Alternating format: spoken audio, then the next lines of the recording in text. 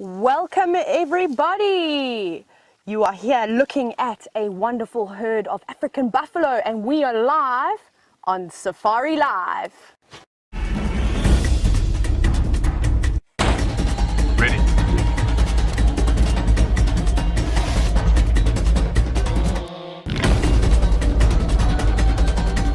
Standing by.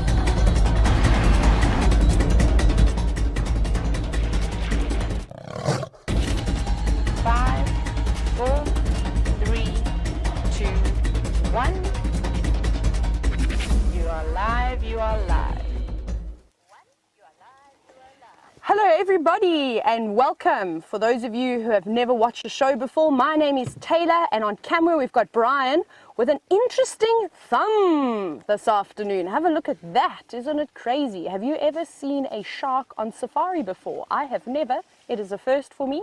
There are many firsts for me at the moment, but welcome. We are actually live at the moment and we're surrounded by a wonderful buffalo herd of all different shapes and sizes. We've got males, we've got females, we've even got a few oxpeckers on the backs of the buffalo. Unfortunately, they are crossing out of our traverse. How cheeky of them.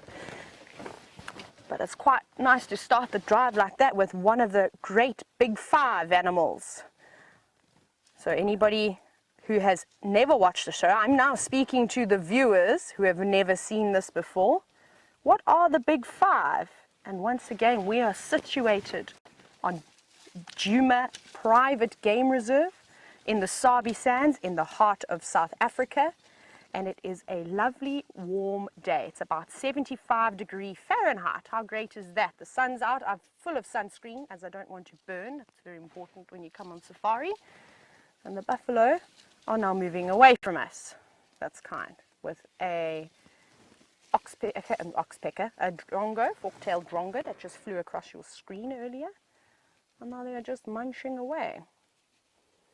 So remember, if you'd like to ask us any questions or comment, you are welcome to either hashtag Safari Live on Twitter or please email us your questions at questions@wildearth.tv. For those of you who also haven't really got to know me just yet, I'm running a competition, not really a competition, there isn't a prize involved, it's just for fun, and it's called Bums of Africa. Now a lot of you have been asking, where can we send our footage or your screenshots of the bums of the different species of animals? Well, I finally set up a Twitter page, so you are welcome to search me and tag me in your tweets. It is at Tay_Mcurdy, MCCURDY.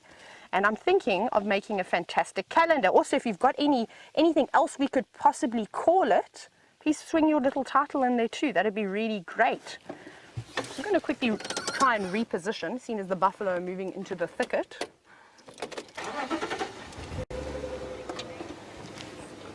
And guess what else we have? We've got Jamie in the tent this afternoon. I think we're going to switch on over to her and see what she's up to. Enjoy! Jamie in the tent indeed, and I'm like a child that's just been set loose in a toy store.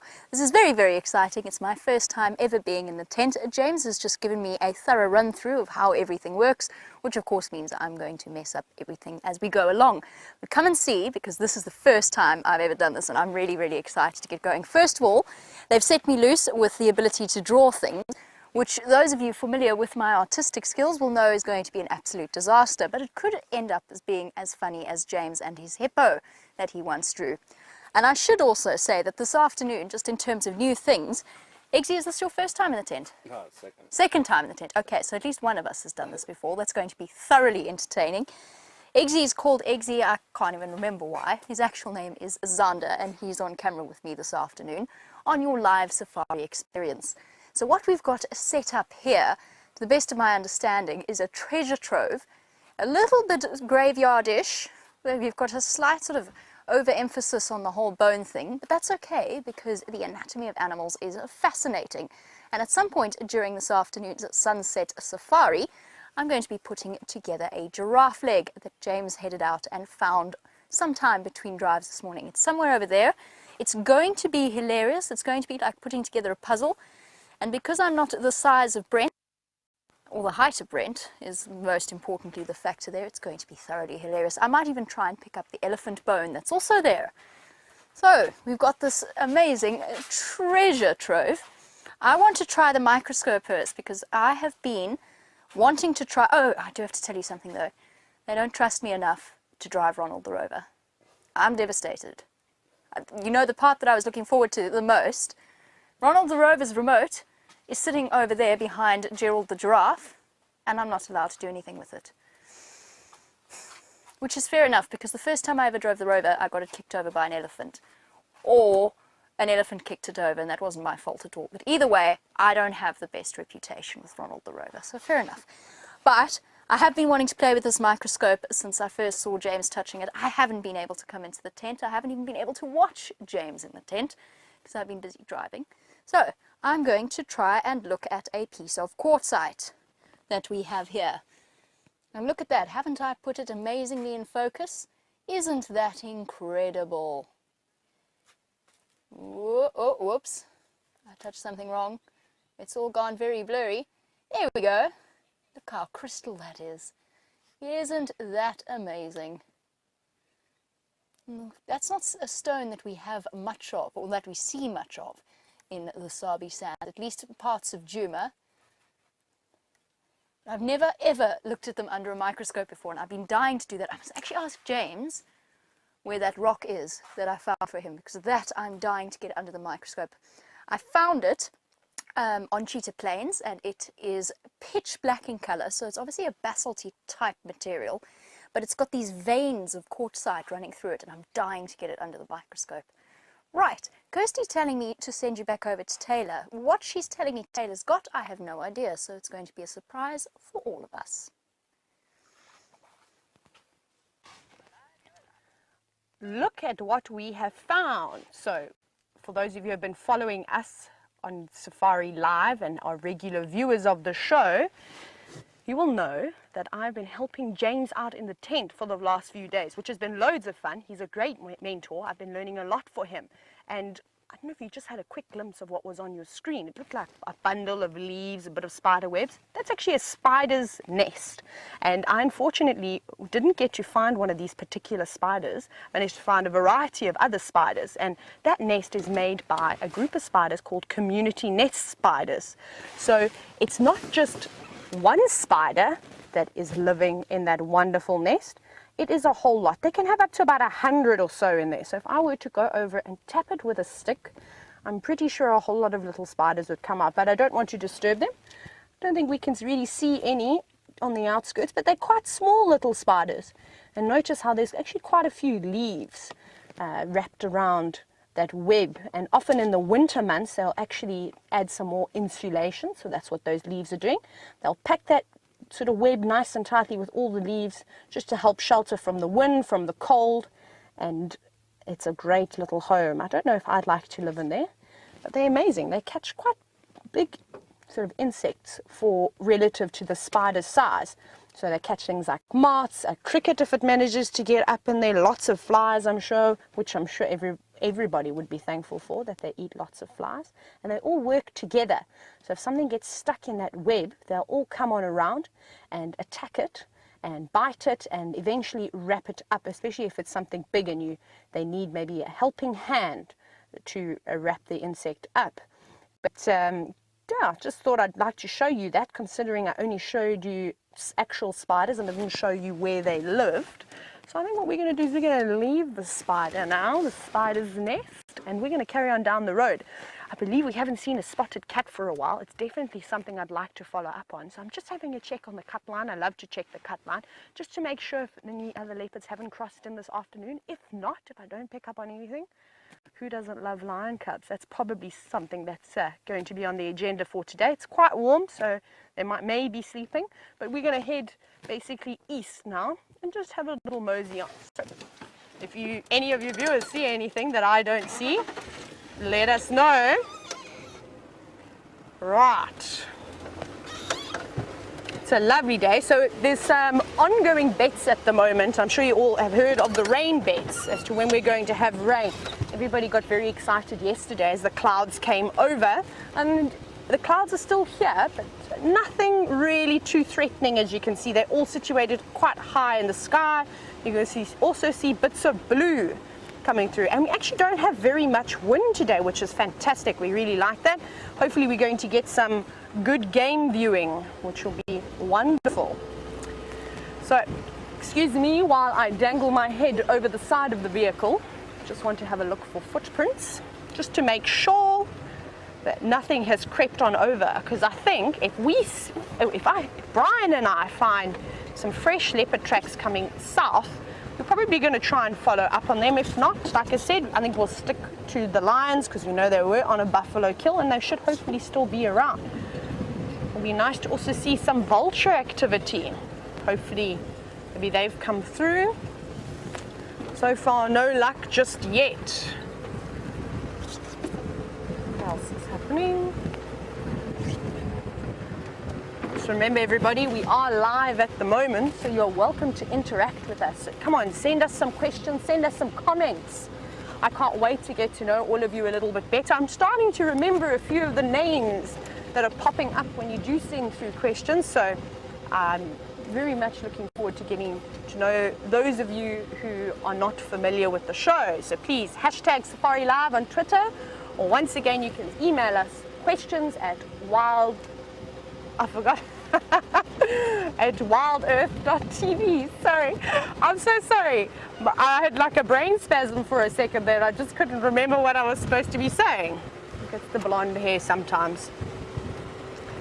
Rightio. No, lots of buffalo tracks coming in and out. We got to see some actual buffalo, which is obviously much better than just seeing their footprints. Little marula tree. Let's actually have a look at this wonderful marula tree. This is quite a big marula tree that we've got above us. Look at it, it's quite nice actually. I love marulas.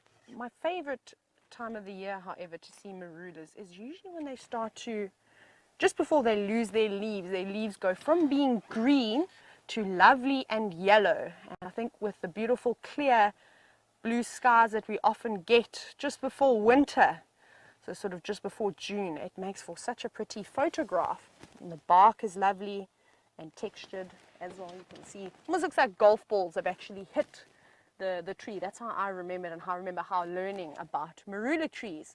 And soon we're going to get fruits, hopefully, once the leaves start to develop. We have only got a few months to go.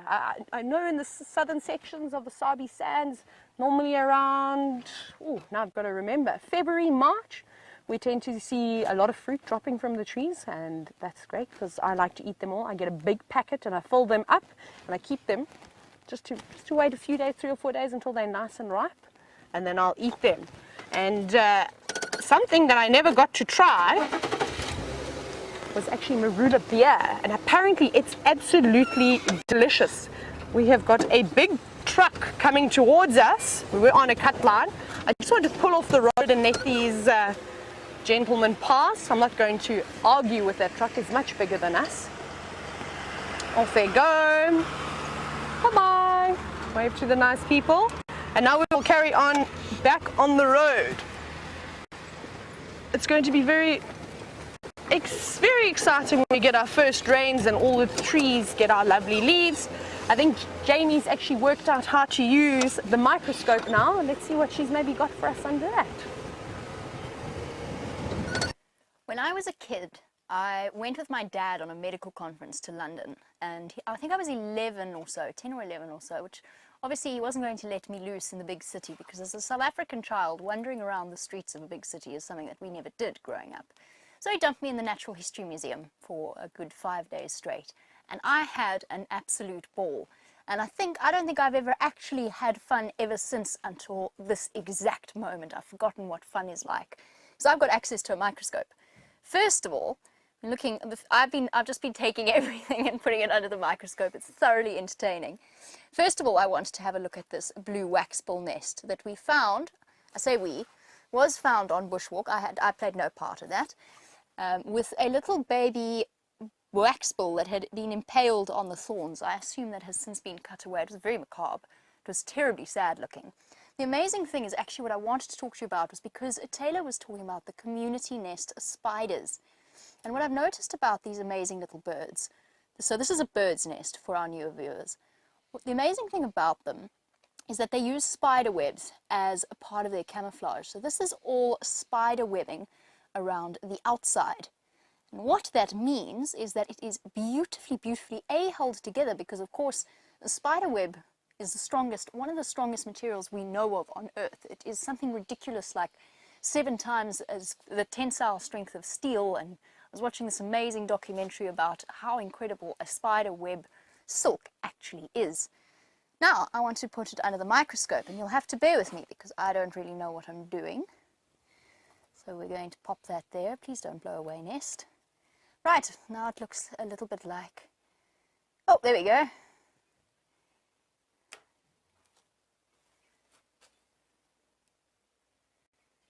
Here we go. Trying to focus, that's what I'm looking for. The spindles of that spider web. Now the cool thing about this, of course, is the wax ball had to get it from somewhere, and that's where the connection ties in to Tayla and her spider web. And what wax balls, whoops, I'm sorry, my thumb slipped, oh dear, it's all gone wrong. There you go, you can see how finely layered it is all over, all around the nest. Oh, this is much trickier than I thought it was. Bravo to James for making this way easier than it actually is. Is there a little tick in there? No, it's just a piece of dirt. You can see how intricate the layers around the nest are.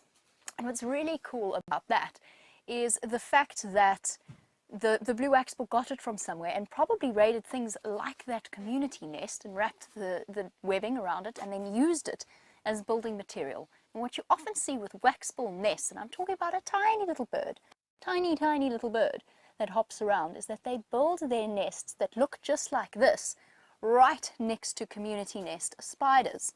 So that web that Tayla was showing you, I mean, you can see how that would disappear.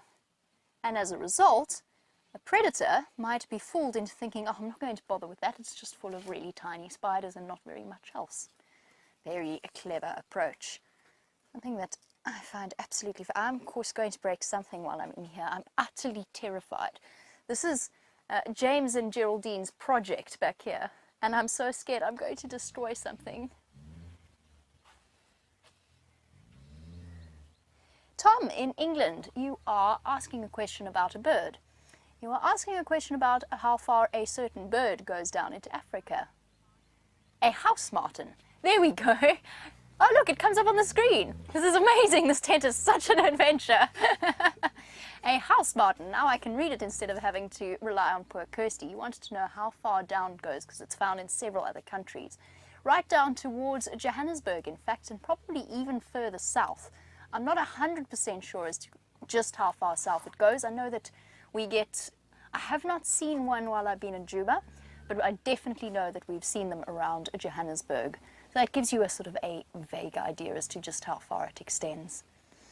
Right, I wanted to play with something else. I remember now. I sat down for a reason, and the big reason, oh, there's a spider there. This is endlessly entertaining. The big reason is because if you move this microscope around too much, and you get the shakes, I don't know how James manages this. Where's the spider? That's a piece of sand. Yes, James has the hands of a surgeon. Absolutely, Kirsty. I don't... Oh, there he is! There he is! I see him!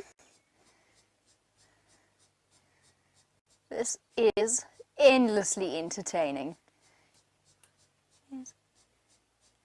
Oh, this is so cool. Look at the mite on the far left, bottom left corner. Didn't even see that, didn't even know that it was there. And suddenly I understand the bottle of hand sanitizer that is now living in the tent far better, because now I'm seeing all of the things in such great detail. And perhaps I will be more inclined to use it in the future myself. Of course, we are, as human beings, covered in microscopic mites. From our eyelashes to our eyebrows to our fingernails and toenails. We wouldn't exist, or they couldn't exist without us, and we may well not exist without them. Human beings and all living things are quite gross when you get down to the microscopic. I love the spider though. This has been so much fun. Okay. Oh. The only thing is you're sort of prone to, if you focus too much, on the screen in front of you, you actually get a bit prone to motion sickness with the sudden withdrawal. Right. I believe that Tayla is on a mission driving around. It looked like she was on before, so Cutline, I don't know exactly where she is now. Let's go and find out from her exactly what's happening. Mmm, delicious. I've just got a whiff of something most terrible. I think we could be close to these lions. I'm not sure where they were. I got told sort of what road they were near, but I got a little smell, which is not so great. So I presume we cannot be too far away. Ah, Brian has spotted the carcass, the buffalo carcass, which is in there. Now, you can have a look at it, and you see it there on your screens hiding behind some trees. That is a buffalo carcass. That's exactly what I could smell. Now we just need to work out where the lions are. I wonder where they are. Brian was saying that they were down in the drainage line. Ah, well spotted. That looks like a hooded vulture. Hidden away over there. I cannot even see it. So let me just go back a bit. Will you be able? Oh, no. Actually, let me go forward a little bit. And then I think we may get a better view. How's that? Better? Or more? Have a look at it there. We have many different vulture species. We're quite fortunate actually to see so many vultures. And this is indeed a hooded vulture. I want to just quickly have a look at something. I think if I'm not mistaken, it is the smallest vulture that we see in this area. Let me just have a look. Go to my little bird book. 90. There's lots and lots and lots of different types of vultures. The ones we see most commonly are the white-backed. We see, of course, the hooded. We see the lappet-faced, and occasionally quite a special vulture, a white-headed vulture, which I've only seen, I think, about 2 or 3 times. Actually, I've never seen it while I've been on safari with guests. It's always been when I've been on my own safaris. So that wonderful little hooded vulture is indeed the smallest species that we see in this particular area. I'm going to quickly have another little look at it. It's just the one. I'm surprised that the other vultures haven't arrived yet. Maybe the lions are still lying close by. We're going to venture in just now. Just need to work out whereabouts they are laying.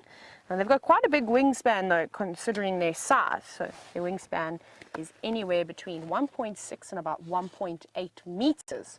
So that's quite big if you're just looking at that bird. Often their wingspan is much larger than what the bird actually is. Also, I don't know if you know this, I haven't actually seen vultures for a while. I saw them the other morning, but they were all flapping around and they were just sort of white-backed vultures. But can you believe it that there's actually a pecking order or a hierarchy when there is a kill? So it depends on a few factors. So if the animal of the birds, not the animals, if the birds are soaring around and they find, say, a buffalo that's died of natural causes or because of this drought, which is not uncommon at the moment. We're seeing quite a few buffalo that have succumbed to the sort of very nasty weather that we've been having at the moment. Nasty being that there's been a lack of rain, and they say nothing else has really opened the carcass. These little hooded vultures actually have to come around and maybe peck at the eyes. If the mouth is open, they'll eat the tongue, and then they'll start to also eat around the sort of anus and big yawn. And then that bird is going to have to wait until another vulture comes with a bit more of a robust beak. And in that case, it will be a white-backed vulture. That's also another very common one, as I said. So they'll come through, they've got quite a robust beak, and they'll be able to tear open the hide of the buffalo. And they will start munching away. And then everybody else can start eating.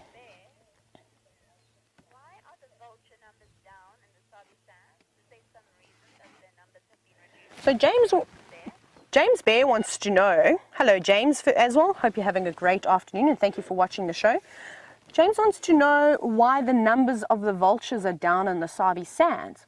I wasn't actually aware of that. I thought it was normal. I thought there've been quite a few vultures around at the moment because of the drought and all the dying animals. However, I know that throughout South Africa, vultures are unfortunately being poached. So I'm not sure if this applies. I haven't really heard of this thing I'm about to tell you happening in the Sabi Sand, but a lot of vultures are being poisoned. So what will happen is in the outskirts or in other game reserves, people are coming in, poachers are coming in, and say for instance they're shooting a rhino, but they're then also poisoning the rhino carcass, so that when the vultures come through, the vultures will eat the carcass and then they will die. And they are using vultures for a variety of traditional medicines, I suppose you could say. Now, a sangoma, or a witch doctor, as maybe you know that, but we call them some sangomas.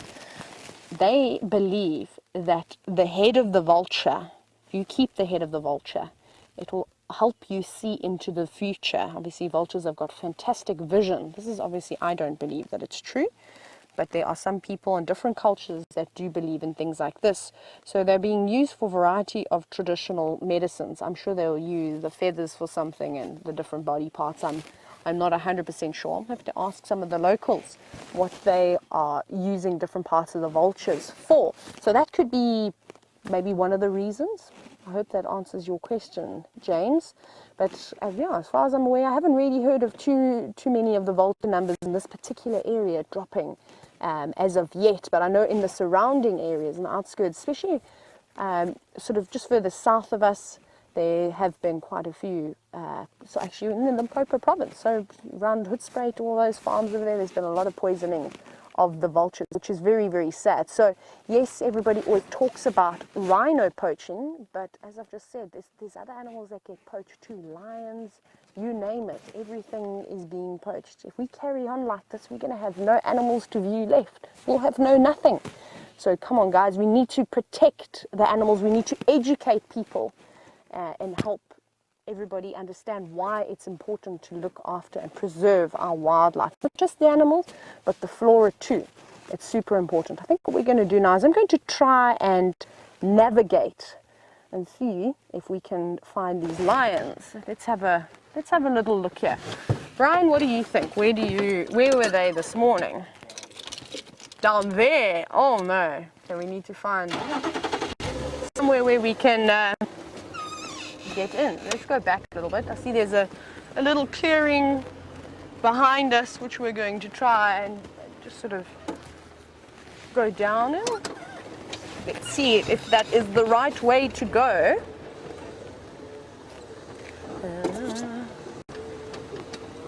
They could have moved as well. Wait.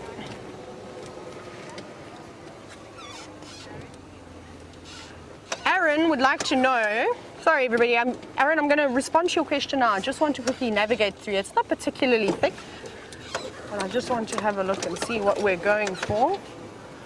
Okay, I see there's a track there. That's probably going to be our best option. Right, let's just have a quick little look through here.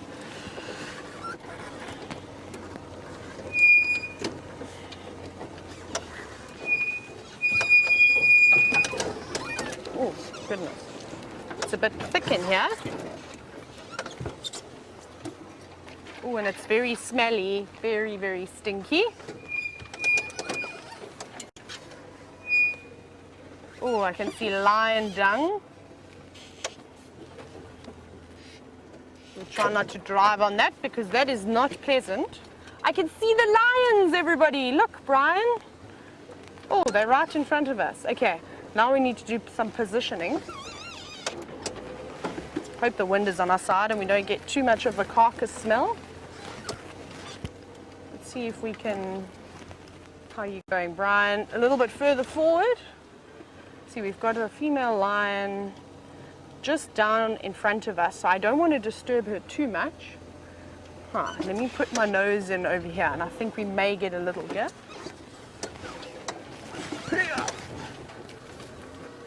I'm going to park myself in the bushes. How's that? Can you see through those branches over there? It's a bit tricky. Let's see. Very difficult. Very difficult indeed. Okay, we're going to reposition. We need to reposition. So, okay, Aaron, I'm going to get back to your question as soon as we come back. I very quickly just want to reposition and just figure out how I can do this without disturbing this female lion. Jamie's in the tent, tenting away. Jamie's in the tent? Isn't that a weird sentence? It's not something I've ever really thought I'd ever hear before. Oh goodness, those screens are so distracting. I'm in 3 different places. This is really horrifying. James told me not to look at them. That's very much easier said than done. Right, moving on. So, we got a very valid point that was brought up, was the fact that it's Ronald the Rover and Gerald the Giraffe and I don't know what the buffalo is called, Barry the Buffalo. And so, we're always naming our things after male creatures, which I thought was a valid point, although of course this is very much a male giraffe skeleton, or head, not his skeleton. With those ossicones that thick, it's definitely a boy. So I thought, okay, we'll rename the buffalo, but that's also definitely a boy. Right, I thought, okay, well, these all have horns, so they're all definitely boys, because there's impalas over there. They are all male, and all male impala have horns, unless they've broken them off completely. Right, so we can't name them a girl, so I went on to the waterbuck. Same story. So after giving it some serious thought, this warthog might have been not a boy, but it probably was. With that massive tusk, generally the tusks of the male warthogs are thicker and larger than those of the females. All right, okay, I thought, well, we'll move on to the next one. So I thought, okay, tortoises. Finally, we've got some tortoise shells.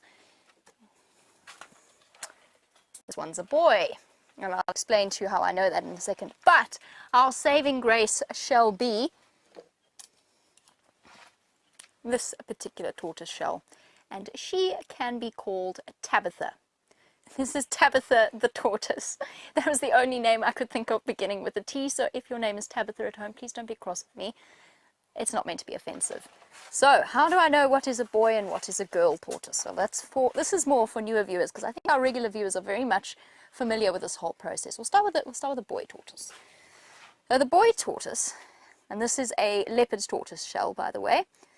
The bottom part of the shell, the plastron, is slightly curved inwards. So if I turn this ever so slightly, it's got an inward curve here. Concave. Right. That of a female tortoise, you'll have to excuse me for the explanation behind this. The female tortoise is completely flat and level. See what I mean? It's level. Right, and the reason behind that is one that is the reason behind little baby tortoises. So in order to mate with the female, the male has to balance himself on top of her. That is not always an easy thing to do if you're made of very slippery shells with very, very slippery outer coatings. And so the slight curve of the bottom of the male shell is made so that he can sort of attempt to balance on top of the females. I'm not going to give you a demonstration, that would be silly, but you get the idea. And watching tortoises mate is actually quite a complicated process. The male makes a lot of very strange sounds and often scrabbles and very, very often falls off. I'm very glad they're not. And looking at these tortoise shells gives us a really wonderful opportunity to examine a lot more about their anatomy, because of course they've got one of the most bizarre systems of all of the vertebrates, because it is a vertebrate. It has a backbone, and it has a skeletal structure like a vertebrate, but it's got this amazing fused shell. And you can actually see how the bones of the shell fit together like, as Eggsy described it, puzzle pieces. Now what I'm going to attempt to do is show you what happens. I'm going to try and decide. I think it's going to be easiest with the boy, unfortunately. So Timothy the tortoise, is going to be the easier one. And I'm going to sit down because otherwise I'm going to shake and then it's going to be tragic. Now let's try this. So, got the light and the microscope on. And what I'm going to show you is, oh no, I'm not. Oh goodness, this takes some practice. There we go. Might be a little bit over bright actually. That is the vertebra of the tortoise fused to the top of the shell, and you can see where the ribs fuse as well to the bony structure that is the shell. You try refocus ever so slightly. Oh, Jamie, you're shaking too much. No more coffee before tent sessions. There you go. That's one of the little vertebrae. You see that? Yeah. Oh, goodness. No more shakes. Oh, good. It's all gone wrong. There we go. That's what I was after. See where the vertebra fused to the ribs? How cool is that? That is why I love tortoises. Yeah, let me try and stop shaking. It's amazing. I had no idea that my hands shook that much. Anyway, moving on. How do I, oops. Now one more thing, if Kirsty doesn't object to my talking about it, is the shell itself. And of course we've got this perfect example of the bony understructure, and then what are known as the keratin scoots. And I recently, whilst watching quiz programs with Brent, because that is how we spend our free time, is watching trivia quiz shows, found out that, and I assume it's from the same word, Roman shields were called scutum. Scutums? If my pronunciation is wrong, and those of you out there who are still speaking Latin, perhaps there's one or two of you about, probably not though. Those of you that do have a better pronunciation of Latin, I think it's scutum, were Roman shields. So that's obviously where the origin of the name for the scoots comes from, I assume, as a shield around the tortoise. There you go. A linguistic lesson, unless I've got that connection completely wrong, but I don't think so. S-C-U-T-E-S and S-C-U-T-U-M. It's got to be the same origin. The same thing, it's a shield. It's a tortoise shield. So there you go. This tortoise, Timothy, and Tabitha, they're basically Roman soldiers, or not. So I'm going to pop Timothy, oh no, that's Tabitha, and Timothy back in their places on their shelves before I drop them. While I do that, it looks as though that, oops, sorry, lost my microphone. It looks as though we have Tayla's repositioned for those lions. Let's go back over to her.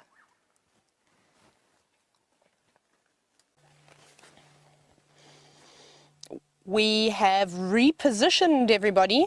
We've got a little bit of a view, and please excuse me, I may be looking a little bit pale.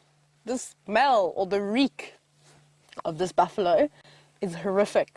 I don't have a weak stomach, however, this is seriously pushing my limits, and as Brian just pointed out, there's obviously lots of flies. We all know where they've been sitting, on a rotting carcass, so I'm hiding my face like this because I don't want them to sit in my nose or on my lips, knowing where they've been sitting and what they've been feeding on, which is quite disgusting actually. So I think we're going to have a look at the lions again, because I'm pulling some seriously funny faces. So Aaron, just to get back to your question, I apologize for the delay and I hope you're still watching. Aaron wants to know, would we have a chance of seeing any palm nut vultures? Now Aaron, unfortunately not. However, if you go a little bit further southeast of where we are, so sort of towards, I reckon if you went even along maybe the coast of Mozambique, you'd see some. But here in South Africa, if you go to the east coast of South Africa, so an area around Cozy Bay, you'll most likely find some palm nut vultures. You can also see them in Zambia, Angola, and a few more of the northern African countries. But unfortunately, we're a little bit just too far west. They're not common here at all. But I've actually never seen a palm nut vulture before. That would be really beautiful to have a look. So we found the lions, obviously, as you've been looking at them, and you can see that they are sleeping. My least favorite thing in the world. However, some of you maybe have never seen lions before, and this could be the first time that you're actually looking at a lion. So we will watch them sleep for a little bit and see, maybe they do decide to get up and move around slightly. Those cubs are often, or at this age, they're quite playful.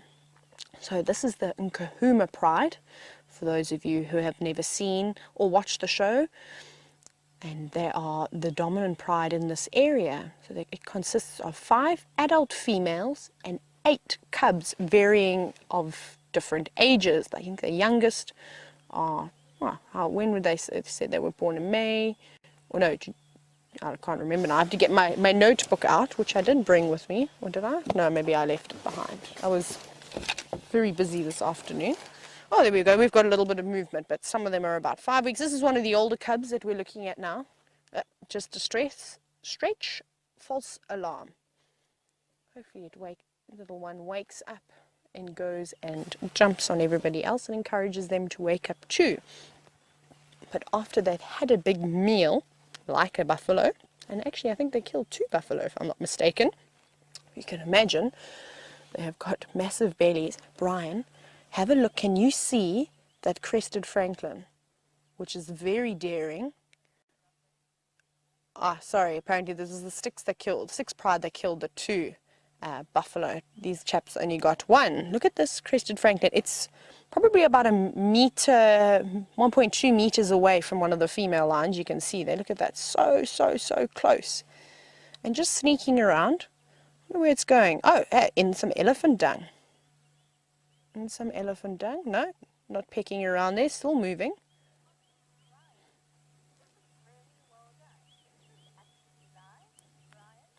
Ryan wants to know, Ryan, actually, thank you so much for the comment. You said that this is really well done, and you're wondering if it's live. Yes, it is in fact live. I'll even cough for you.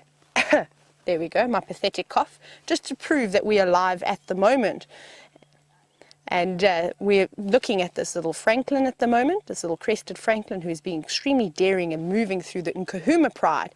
Now, what I'm quite excited about, and we've been seeing this over the past few days actually, the crested francolins making an appearance to the pride of lions, walking straight towards the cubs. Now, the cubs are at a very curious age. They're not hunting with their parents, yeah?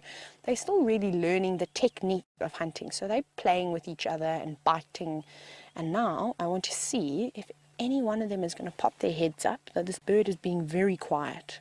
It's tiptoeing like the Pink Panther across the stage. Oh, come on. Wouldn't it be funny if this little one went and pecked a paw? Come on, look over your shoulder. Oh, I can't believe it. You are very brave. You must have done this a few times, I think, crested francolin. Looking for little seeds. Come on, there we go. Have you seen? Oh, no. Oh, not even showing any interest. I thought that they would have jumped at this opportunity to perhaps chase this little bird. Obviously, their bellies are too full with mom's milk and buffalo. Look at that. Not sure.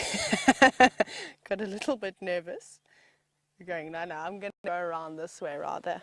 Okay. Now you've got some cover of trees. I'm sure you feel very brave in there. And still, no one really even cares if this little bird is walking around. If I was a little lion cub, I would have chased it. But one is looking, have a look there, but not really too interested, just sort of like, meh, okay. It's a bird. I need to get some sleep. I'm full, I'm exhausted, I've had a long day of playing, eating and drinking. What are you going to do? Stretch?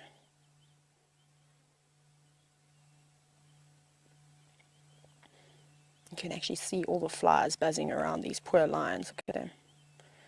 I don't know if I could be an animal with all the flies. Dana, hello Dana. So Dana, it's quite a nice question you've asked there. I haven't been asked that for a long time. Dana wants to know, how long does it take, or when will a male lion start to show that it's growing a mane, basically, reworded slightly different. So even with these little ones now, you should start to see a little bit longer hair on sort of the chest, just under the chin, which is quite easy, but anywhere from about 2 years, you'll start to see it. You can tell the difference quite nicely between a male and a female lion. However, that mane will continue growing till they're about 6.5 years old, when they're sort of reaching the prime of their life. And it doesn't just grow on their chest, it stretches all the way up and around their neck and even down to their elbows. So it sort of goes over their shoulders, and then it creeps round, and then on their elbows they'll get this tuft of hair, which you'll normally see goes nice and dark when they reach about 6 years old. And that mane should join. Obviously, it all depends on genetics as well. I've seen some male lions with no manes before. I've seen male lions with very small manes, and then I've seen others with manes like my hair. There we go, and doing a lovely stretch. Right, just you're going to sit, you're going to turn around, you're going to flop onto your sibling. What are you going to do? Oh, I think that they're staring at that Franklin now, because you see the one that's just behind the one that's laid down is looking down towards the drainage line. Obviously, we can't see very well, but I think that's what's happening. Showing a little bit of interest. Yes, yes, definitely seen the Franklin. There we go. Look at the little legs tucking underneath its bum like it's getting ready to pounce. However, I do think that this bird is safe. I don't think these cubs are quite quick enough or have the technique to be able to catch a bird. And just from the way that Franklin was moving around here, I don't think it was its first rodeo. I think it's done this many, many times and knows how to quietly move around lions. What are you going to do? Go on. Go jump and get some energy.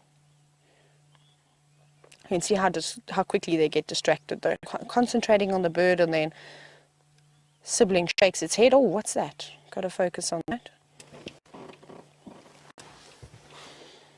I'm so glad to at least see one is maybe going to be a keen hunter. Did it go down? I didn't see. It's gone now. Mom, one of the moms, laying nicely. How well camouflaged she is. You almost couldn't see her. This time of the year, the lions really do have an advantage, not only because there's very little water around and it's quite dry and animals are dying, but they blend into the vegetation so well too, that tawny color. So Heidi, hello.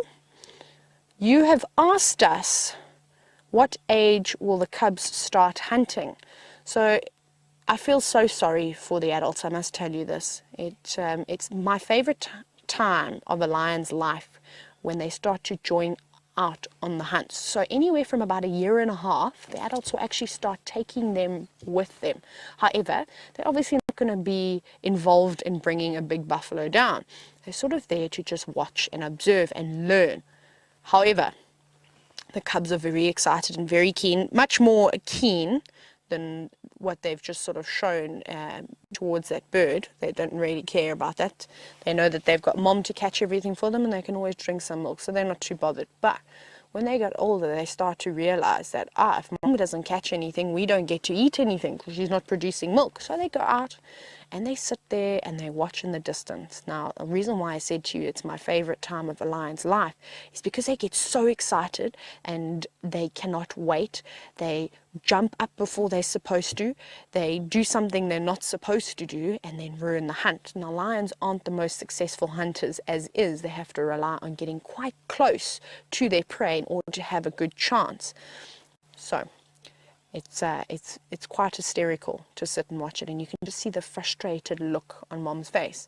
So mom, then when they eventually catch, say if they're hunting buffalo, because in the sands the lions tend to eat buffalo quite a bit, so they'll watch, and once that mom has gotten hold, or the pride has gotten hold of a buffalo, they will then run on in and bite on the ankles, not really do anything, but it's just important to be there to learn different biting techniques. And once they've brought it to the ground completely, then you might find the little ones trying to bite on the jugular, bite on the muzzle, and as they get older they will get better.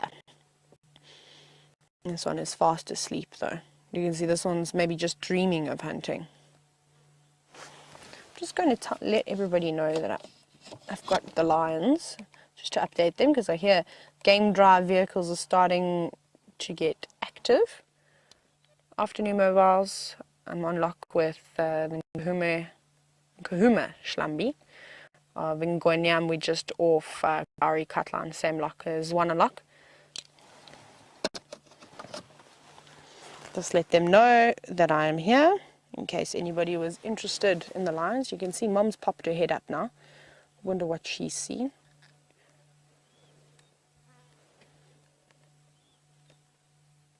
I'm so happy as well. The wind has turned again, so we're not inhaling buffalo carcass anymore. because it was terrible. I almost thought I was going to get sick. It's not a nice smell. But as guides, we get strong stomachs.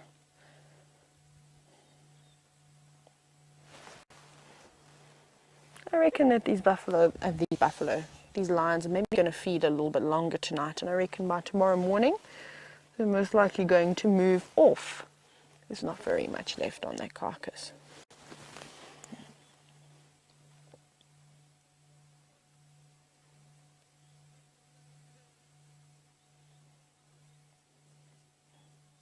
So for those of you who are just joining in, welcome everybody. You are live on an African adventure. We are here watching the Nkahuma pride as they sleep. They've got full bellies because they killed a buffalo a few days ago, and these are some of their little cubs. There are 5 female lionesses and 8 little cubs of various ages. Good afternoon to you too. Wakey, wakey. So if anybody has got any questions, once again for the new viewers, you can hashtag Safari Live on Twitter and send us any comments or anything that you'd like to ask us, and then questions at wildearth.tv. So Brian would like to know what the lifespan of a lion is. This is quite an interesting topic. So it varies. I think you know, in our books that people have written that the animals don't read, they say that a female lion will live approximately 13 or 14 years. And they say that male lions live for about 10, I think 11 years an absolute max. Like I said, the animals do not read the books, and that's so important. And that's one of the most amazing things about being here in the bush, is that you see all these things that sometimes aren't even true. So I've personally, let me start again. I'm getting a little bit tongue-tied. I probably need a little bit of water to wet the mouth. So when I was down in the southern sectors of the Sabi Sands, there's a pride called the Southern Pride, which is quite a big pride. And there was one female who was 15 years old, and she's actually got 2 little cubs at the moment. So can you believe it? The books now have said they live between 13 and 14 years, and this female lion is 15 and as healthy as anything. The only thing is her teeth have worn down a little bit. That's actually what gives her age. So when she does a big yawn, you can see that her canines have worn down quite a bit. Other than that, she's fantastic. She's in such good condition. She's hunting, she does everything. She's got 2 little babies, so she can't be doing too badly. And then I watched a documentary. I've forgotten what it was called, but I think it was based in Namibia.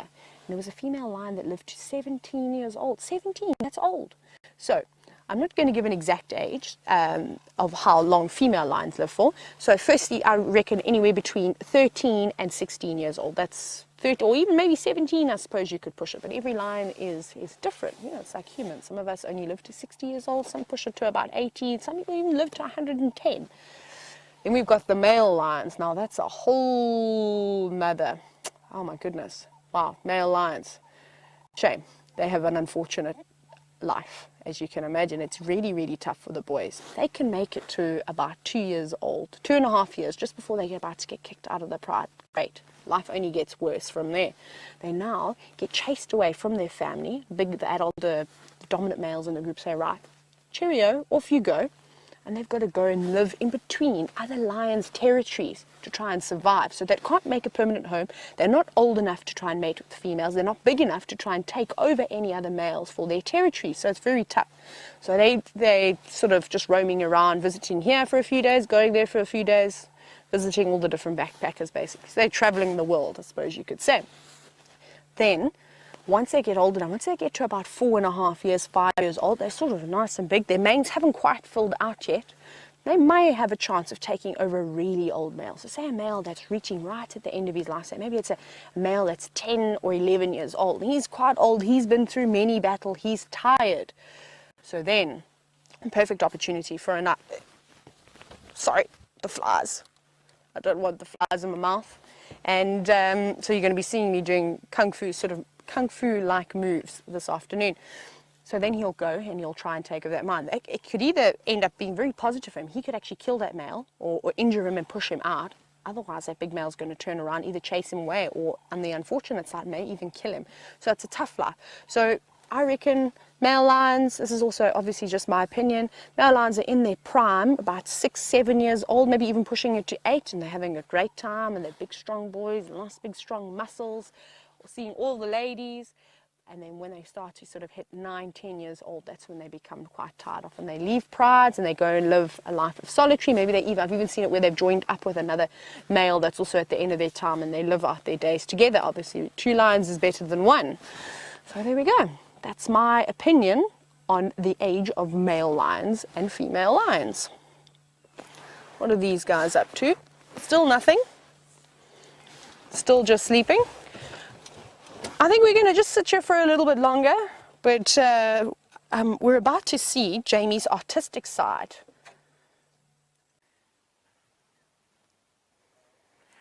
My artistic side. So, when I was a biology student, I used to do the most immaculate diagrams. They were perfect, and that was because they were traced from the textbook. And then I used to make myself label them. Turns out it's a lot harder to do from A, memory, and B, standing and trying to draw things. So we'll start with the digitigrade foot posture, which is what we're going into. We're doing an anatomy lesson. An anatomy lesson. I was going to, in case you just made me laugh more, an anatomy lesson. And it was going to start with the lion's paw, because of course you're looking at those wonderful lions with a tailor. This is the lion's paw. It's all gone wrong. Right, so it turns out I didn't leave myself enough time to figure this all out. So this is the digitigrade foot posture. Just do that. Right. Plantigrade foot posture, on the other hand, I feel as though I've got down. Let me put my pen back here. Love the pen pot, by the way. This is fantastic. Right, so what we're going to talk about is foot structures and the way that they're adapted for the different things that we do. So we'll start with ours, and that's eventually going to lead me to the point where I try and put a giraffe leg bone combination together. We all work in essentially the same way. We've just looked at the tortoise. They're a weird exception to a general rule, to the way that we're structured. What that means is that when you look at a lion or an antelope or an elephant, their joints bend in the same way. If it's our wrist, it goes like this. If it's our elbow, it goes like this. And shoulder, and vice versa. You get the idea. So we'll start off with what's known as the plantigrade foot structure. That is a human structure. Human, bear, as far as I know, and primates, the way that they are structured. So you've got your phalanges on your hand, so your finger bones, and then you've got your phalanges, and then you've got your carpals. Then you've got these weird combination of wrist bones, all have different names and they're very messy. That's a beautiful representation of a wrist. I do hope you appreciate that. Then you have got your radius and your ulnar, so these bones along here. And then you have got your humerus, which extends from your elbow to your shoulder. Feet, essentially the same thing, just with phalanges, metatarsals, tibia, fibia, femur. Right. In human beings, that's our basic structure. That's what allows us to walk flat-footed and indeed walk upright. Not a very quiet way to go, and probably one of the most basic of the foot structures, actually. Then we've got our wonderful predators, and that I'm going to draw for you at some point, I promise. It won't look like that. I haven't even got to the elephant yet. Wait till I do the elephant. It's going to be groundbreaking. They're going to hang this up one day, many, many years from now, as a work of modern art. And it's going to be like one of those modern art pictures that people go, why on earth is this in a museum? Anyway, moving on. I should sign it at the end. It's about, I cannot draw this on the go. It's going to be disastrous. I'm just checking there isn't a buffalo coming. It's not a buffalo, it's a dust devil. Thank goodness. So a lion's foot structure is essentially the same thing. What's amazing about it is the extension of the carpals. They're extended right upwards to create essentially a situation where a lion walks on its tiptoes. And I promise I will try and draw that for you. And this was all meant to lead us up to the giraffe bones, but I didn't finish because it's all gone wrong. Surprisingly difficult to do from memory. So what I figured was I'm going to go and gather the giraffe bones and let's give this a go. So we've got, and this is definitely the front leg, and we can figure out it's the front leg because we can figure out which way around it goes. This is going to be a disaster. I'm going to drop a giraffe bone on my head. They're really heavy. And we start with these guys. I know what I'm going to do. You stay there. This is the equivalent of a carpal. They're fused in hoofed animals because they walk on their tiptoes even more than we do. So this is the basic carpal. There'd be a couple of little foot joints here, phalanges fused together to form the hoof, and the giraffe would stand like this. So carpals, this is the equivalent of an elephant's hand bone. How ridiculous is that? Look at the size of it.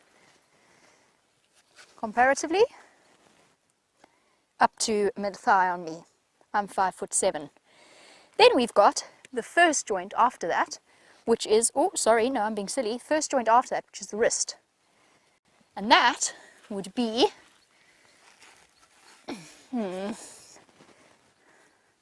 stay there.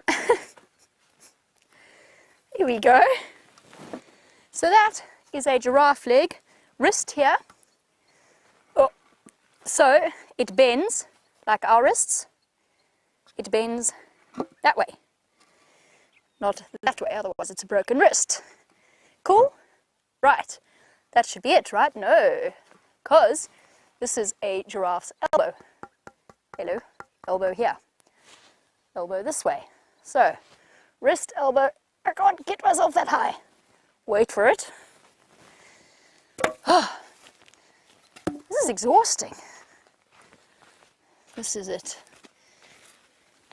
Giraffe humerus. We think. It's all a little bit confusing. Right, now let me just figure out which way this goes in. This would be, it's like a puzzle, but really big and quite heavy. So those two slot in there. Elbow. Imagine that moves smoothly, which it would do. Now, shall we try and get this all together? This is going to be disastrous. Dave thinks yes. Oh, Dave's here, by the way. Dave's taken over. Eggsy had to do something else, so Dave's here. Dazzling Dave. Oh, no, we go this way. Okay. Stay. Right. I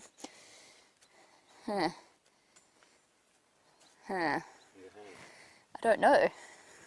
I probably need several. No, we got to do this one at the same time. Okay. Here we go. Ta-da! Giraffe leg. How amazing is that? From foot to shoulder. It's really very tall, it's also really very heavy, and I have a vague feeling that it's going to fall on my head. You get the idea? Yep. You do? You don't want me to hold this for any longer? No, I really don't. Okay, we're going down again. Ooh. Should have, done some exercise. These are bicep curls. Yeah, there we go. I think I'll stop there and pick up the pen again. Right. That is the way giraffe legs work. Front leg bends just like ours does. I'm going to go relax and swoon back in my chair. No, I'm not. I'm going to go and finish this drawing so I can explain it all properly. Let's go back to Tayla and those lions.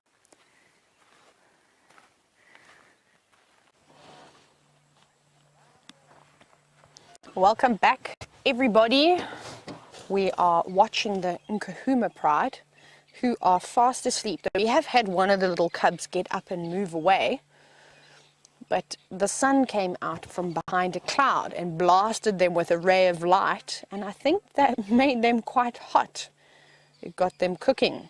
So one of them moved up, and I assume that basically from the lines that we're looking at now, we can't see the others, but far to the right, I think that's where the rest of the adult females are laying, because we can really only see 2 females.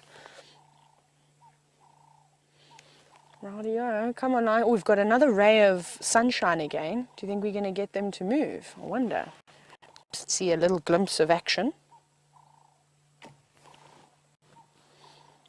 See how that sun has come through the clouds, and it's considerably hotter when the sun comes out, especially that they have been shaded quite nicely by the clouds. So it is encouraging them to cook. You can see that little one is breathing quite quickly. I think it's a combination of being hot now, because it wasn't breathing that fast earlier, as well as having quite a full belly. There we go. A big stretch. Oh, 2 bums. There's a Bums of Africa shot, everybody. Remember, I'm doing a fun calendar type thing. So if you get any good bum shots, please take a screen capture. And you are welcome to tag me in your Twitter post. My account is Tay_McCurdy. So that's TAY_MCCURDY. And hopefully we'll try and make a calendar of some sort, maybe for next year, a little desktop calendar. But we'll see. I'm still working on the idea and building up a collection of photographs, so please send them in. And while we were off, we had the smell of the buffalo again. Valeria, I absolutely love that. Valeria thinks we should call the calendar not Bums of Africa. Oh, no, I forgot. Sorry. What was it again? I got so excited I had a good giggle. Bumming around in Africa. I like that. I need to take note. Valeria, take a screen capture and please put that on Twitter so I can have a look and remember it a little bit later. I have misplaced my notebook, so I cannot write it down. And I fear sometimes I have the memory of a goldfish that I will forget it. But yes, please remember. So if you have any questions for us now, though, remember we are live. So you can either hashtag Safari Live on Twitter, or you can email us at questions@wildearth.tv. No, I don't care about the sun anymore. They are pooped full.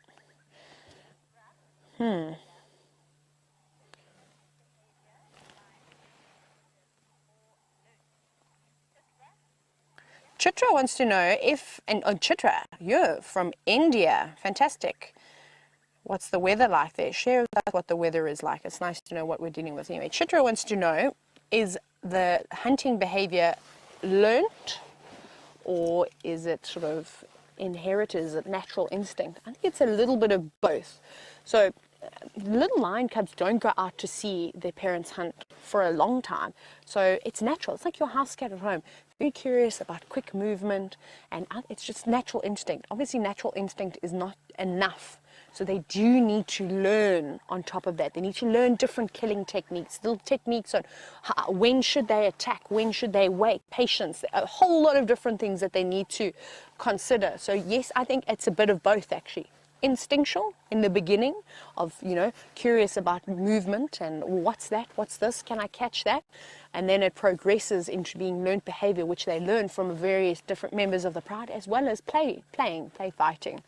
So when you see them roughing around and pushing each other over, biting by the scruff of the neck and pulling, don't just think of it's all fun and games. It is all vital sort of learning for them to be able to one day bring down a big buffalo like their mothers bring down. Let's see, what are they doing? Still nothing. Still sleeping. I cannot believe it.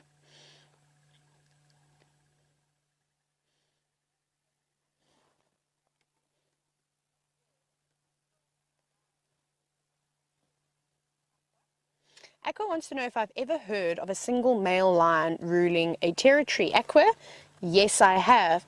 Actually, down south in the southern sectors of the Sabi Sand, there was a male lion called Solo who actually was the dominant male for the southern pride. I don't think he was there for too long, but he did at one point mate with all the females, and then different lions came through and took over.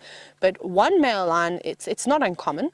However, up in here in the Sabi Sands, it's quite nice. They do tend to have lots of coalitions of males, and quite big coalitions too. Obviously the very famous Mapojos, who were 6 male lions. We've got the Birminghams, who are now 4 male lions, and a variety. The Charlestons are 2 very big boys. There's lots and lots of different male lions. In Zambia, when I was up there for a little bit, we actually tend to see mainly male lions on their own. I didn't really see any coalitions at all, though. Unfortunately, their lion populations weren't great in the Lower Zambezi National Park. Hui. So I'm trying to catch an insect for you, but I don't have my net with me. My trusty net, which I made, and is very effective for catching insects, despite what James has to say. We got another little cub that moved around and then sat down. How exciting.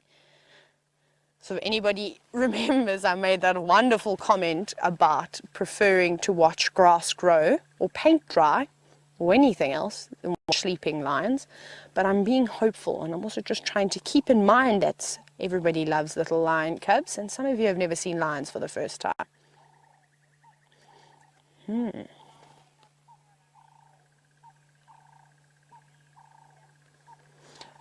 Hello, Hayden. Hayden wants to know what's the biggest coalition of males I've seen with a pride. I need to think about this. Probably I've actually only ever seen really two males in as a coalition with ruling a pride. I haven't seen the Birminghams all together. So for me, it's only 2 male lions. However, I have seen quite a few, or actually not quite a few. There's this one up-and-coming pride called the Eastern Bank, which is 5 male lions. They're coming from eastern sector of Kruger and were moving into the sort of the southern sector of the Sabi Sands. And that's actually quite exciting because I think that they will take over. Hopefully they move into the Sabi Sands. They were lurking, like I was saying earlier, lurking in between territories, so that will be quite exciting to have 5 male lions. However, it can also be quite catastrophic because they will go through and they might not just run one pride of females because there's so many.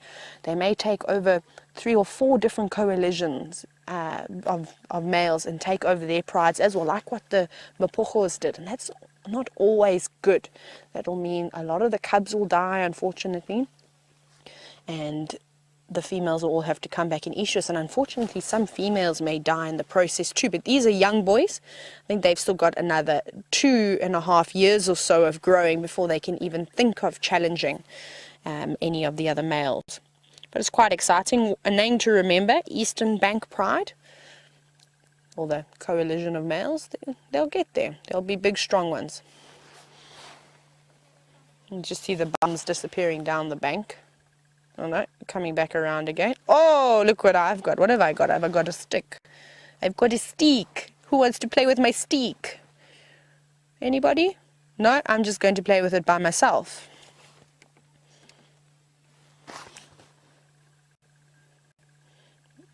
Chewing away.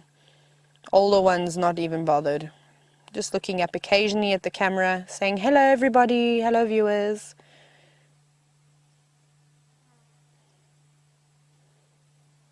Yes, I'm very excited now that this one little cub has picked up a piece of wood and is now playing with it. Hopefully it will encourage the rest to get up and start moving. There we go. How sweet is that? An upside down lion.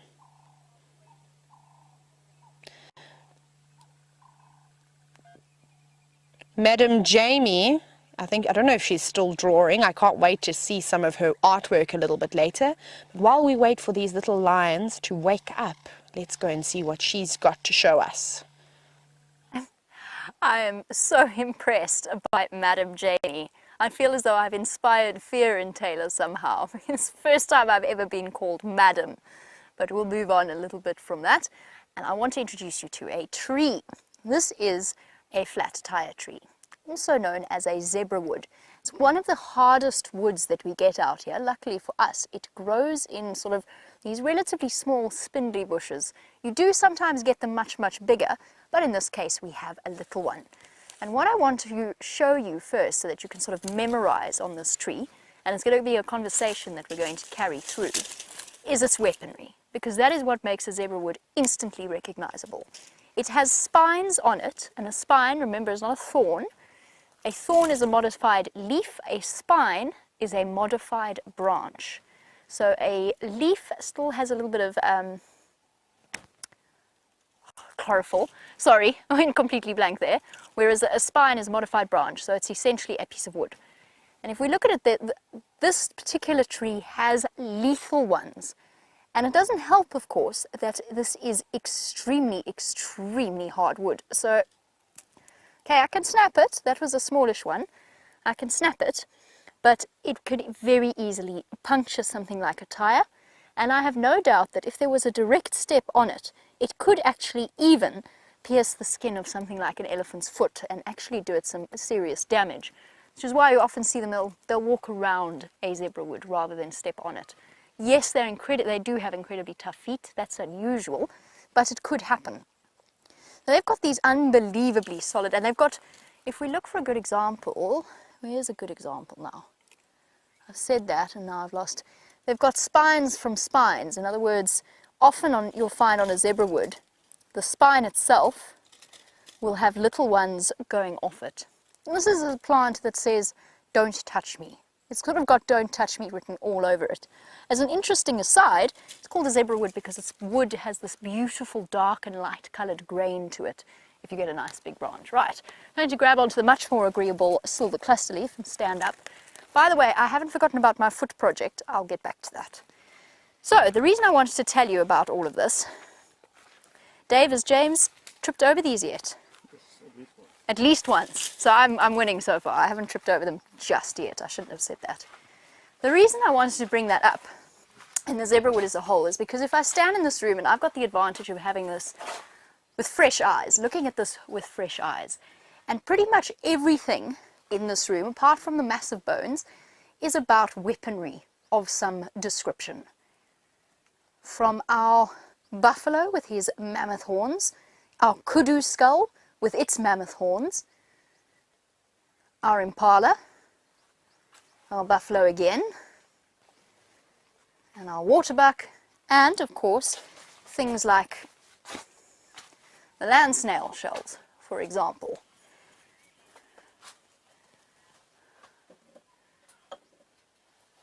Aha. James Richard, on a different aside, I'll come back to my weaponry conversation in a moment.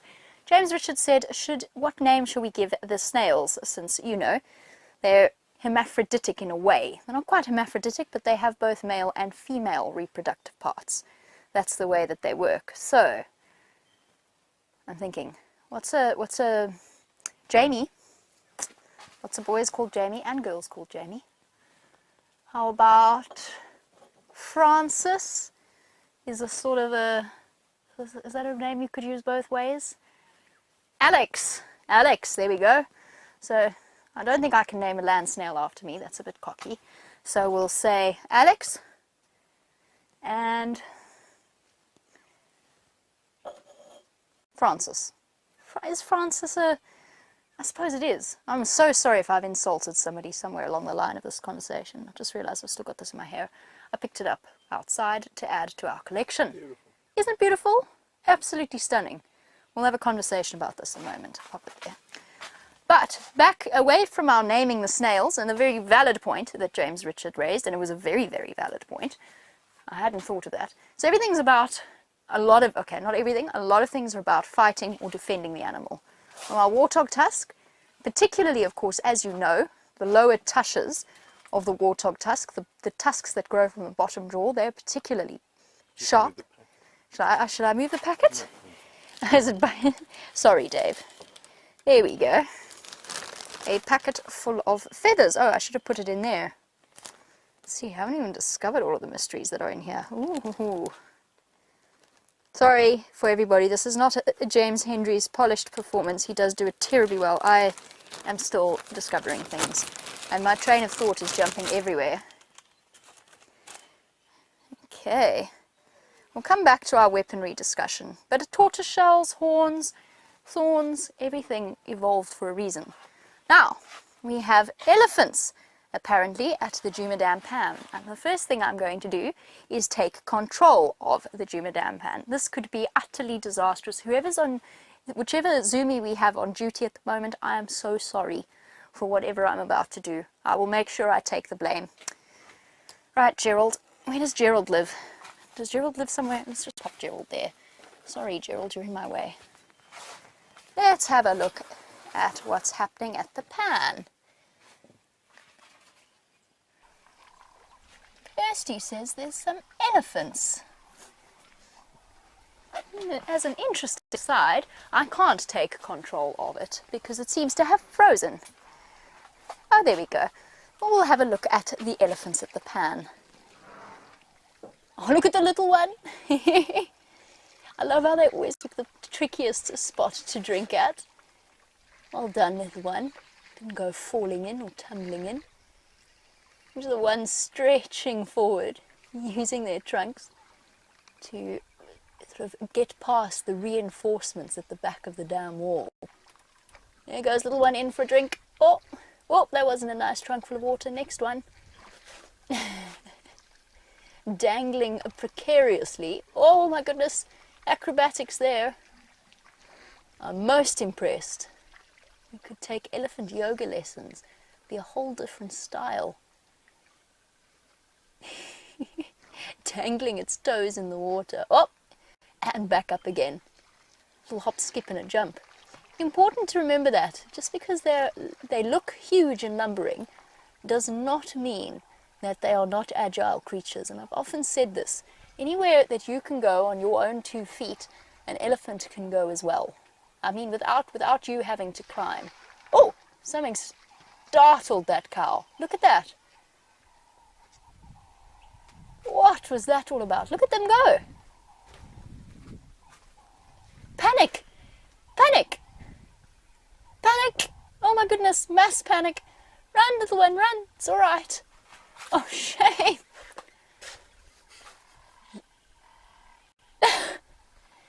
And another thing about elephants, they are not slow creatures. You cannot outrun an elephant. So, what on earth do you think startled those elephants? I have a theory. I think it was the dove. I think the turtle dove fluttered past, made a noise, and the elephants got a fright. I've seen them run away from impala before. Some of you have as well, because you were watching. It was on one of our live safaris. It was with Chandra on camera. And an impala startled an entire elephant herd, and they disappeared like that. I want to watch some more now. I'm completely distracted. I'd love to know what scared them. I'm sure our Zoomy will do a wonderful job of double-checking around.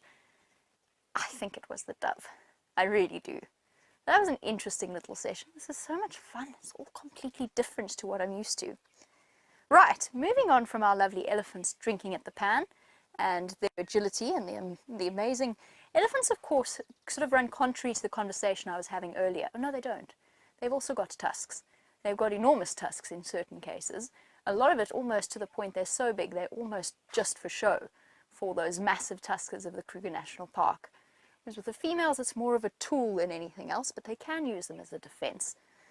The point that I was getting to with all of this conversation about the tusks and the horns and the shells and the thorns is I want to know, and I kind of want your help as well with this. I want to know whether you have any theories behind it.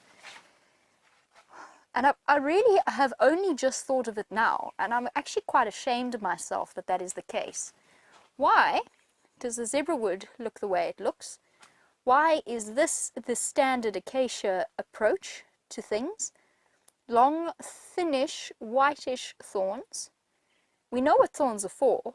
They're to make the plant less edible. And yet, nothing out here seems particularly bothered by it, do they? Because the elephants just chomp away. The kudu and the impala chomp around it. Why is it that the acacias evolved to have a straight white thorn? The black monkey orange and the knob thorn, they're probably the most horrible, speaking from experience in terms of getting trapped in things. Why do they have hooked thorns, shortish hooked thorns, very sharp, by the way, don't touch them, not very pleasant at all. Why do they have those? And then, why does a buffalo thorn have a combination of both? What is it? Oh, I'm so scared I'm going to wreck this nest and put my hand under it. What is it about the sort of the hooked straight thorn combination? Why do different trees have different thorn structures? Is it just an evolutionary thing that was what suited them at the time? I don't know. I don't know the answer to that question. I'm asking you guys. You can, of course, always send that through to #SafariLive on Twitter, or you can email through to questions@wildearth.tv. And that's something that I'm very interested in. What do you think, Dave? Do you have any idea? I wonder. I've got no idea. I can't believe that I've never thought of that before, because it's a valid question. I will tell you that no matter what you get stuck in, and just ask Jerry, because today Jerry came to me, poor thing, desperately seeking assistance in order to remove the buffalo thorn that was trapped in her leg.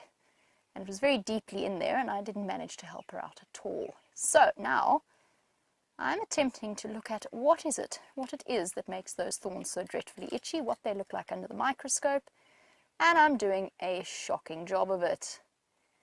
It's all gone wrong. No. It has a sticking point. Aha! There we go. Sort of. So I can only assume, here you go, in case you wanted a really close-up view of the nasty looking black monkey orange, and I've just scratched myself with it, and I can safely say that it is thoroughly unpleasant. A close-up view of a black monkey orange thorn, and you can see, if you look closely, there we go, little sort of fibers almost of wood on the outside, and I guess that's what makes them so terribly itchy when you've got them in the skin. It's just a thought I had, really, about what it is that makes certain weaponry suitable for some things and suitable for others. And the same question applies to the shape of horns. So what is it that led to the evolution of the kudu's spiraling horns and the buffalo's outward-facing, sort of almost battering ram-shaped horns? And then, of course, the massive waterbuck behind us. What is it that led to the evolution that was the horn shape that was chosen? I really have absolutely no idea. And Dave, do you have any idea what Kirsty's trying to say to us? I think she said we should link. Aha! That is what she said. She said that we can send you guys back over to Tayla with those lines.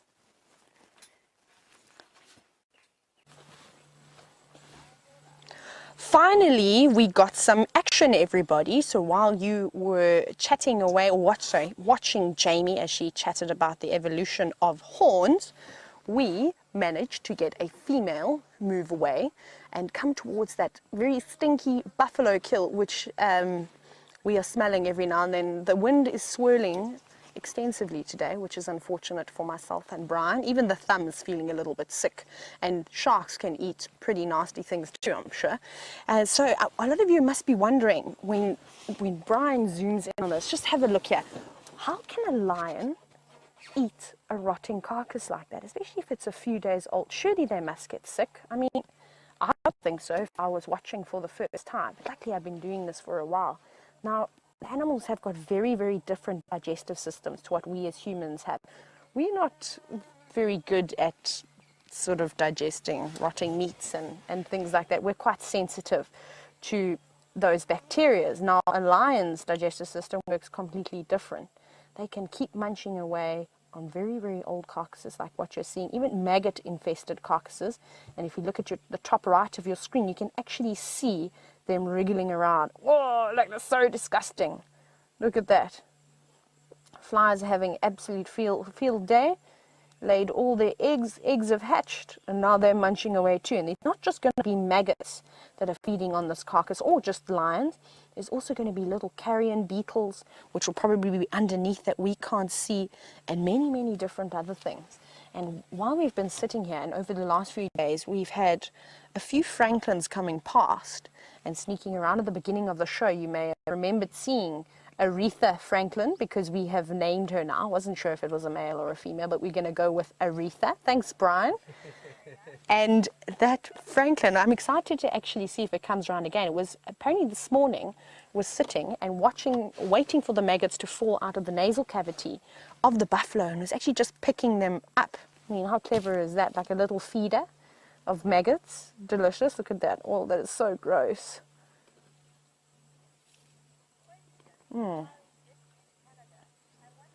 Hello, Safari Ginny. So, Safari Ginny, you want to know why there are no hyenas hanging around?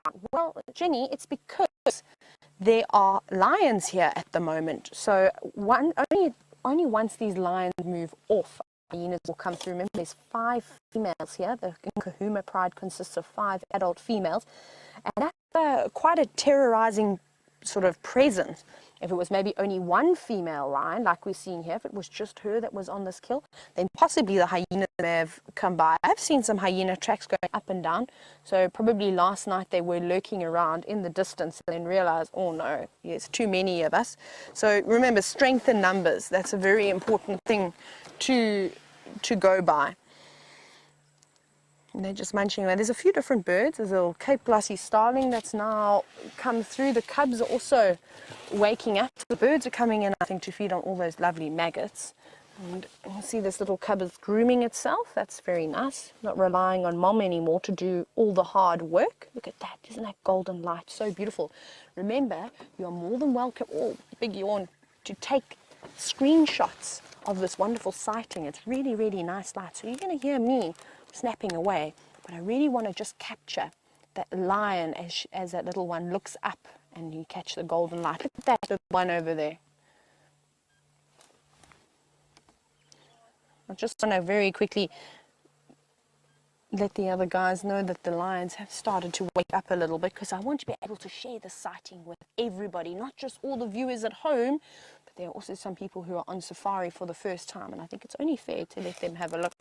But everybody seems to be looking for leopard this afternoon, so let's hope that they manage to find a leopard. Lovely. Very nice. Look at that little one grooming away. I think their next move is actually going to be to get up and possibly join the one female on the carcass again. Have a look at the female that's eating again. Look at her. Oh, it's amber eyes. Finally, guys. I've actually been able to see amber eyes properly. And wow, my goodness. We're going to go over and across there now. We're just panning around. But sorry, she's got up from sitting with her bum towards us, and she's now faced us, and oh my goodness, her eyes are unbelievable. How beautiful is that? Oh, now she's got her bum there we go. Bums of Africa, everybody. Snap away. That's a good shot. Maybe I should take a shot as well. Let's go.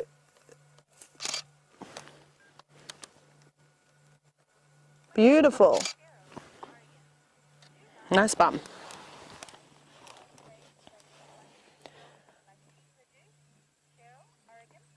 Cheryl from Oregon, welcome and thank you for watching the show. You want to know if lions ever bring back sort of kill that they haven't prey that they haven't killed properly for their little ones to kill. I've never seen that before.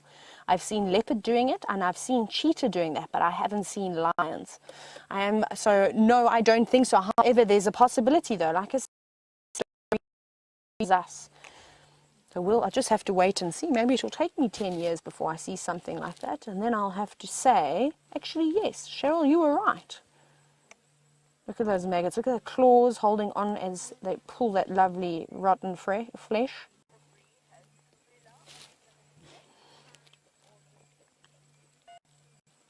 So I think we're going to sit with these lions just for a few more minutes. And then we're going to move on, hopefully, to something else. How exciting. I'm hoping that we're going to see a spotted cat a little bit later. We're going to have a cat safari this afternoon where we're going to try. These lions munching away, but I know that you've all had some fantastic viewing of these lions over the past few days, and we have been having a bit of a leopard drought. But we'll watch this beautiful girl, Amber Eyes, munch away on that lovely carcass.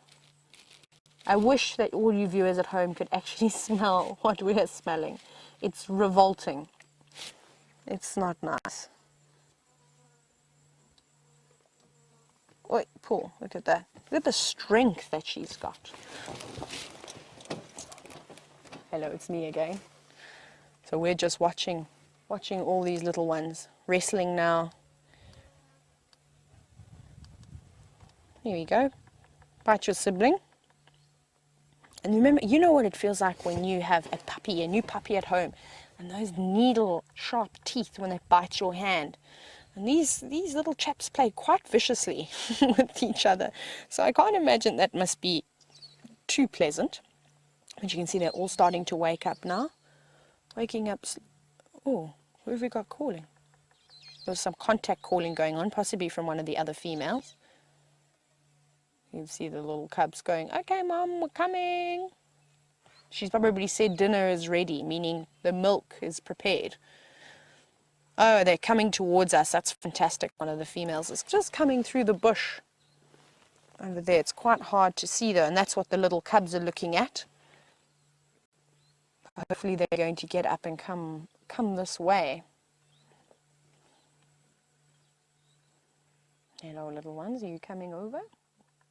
Maybe if I'm going to keep quiet because they're contact calling at the moment.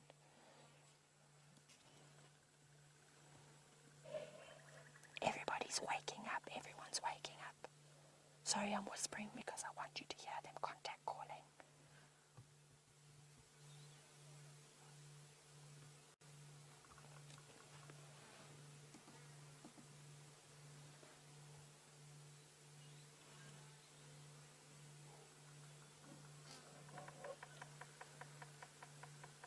Beautiful, isn't it beautiful?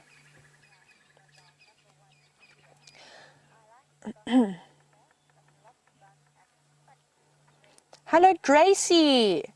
Gracie, I think this is the first time that I've ever got a comment from you, and I've heard so much about you. I believe you are our #1 fan. So it's fantastic to meet you, Gracie, and thank you for watching.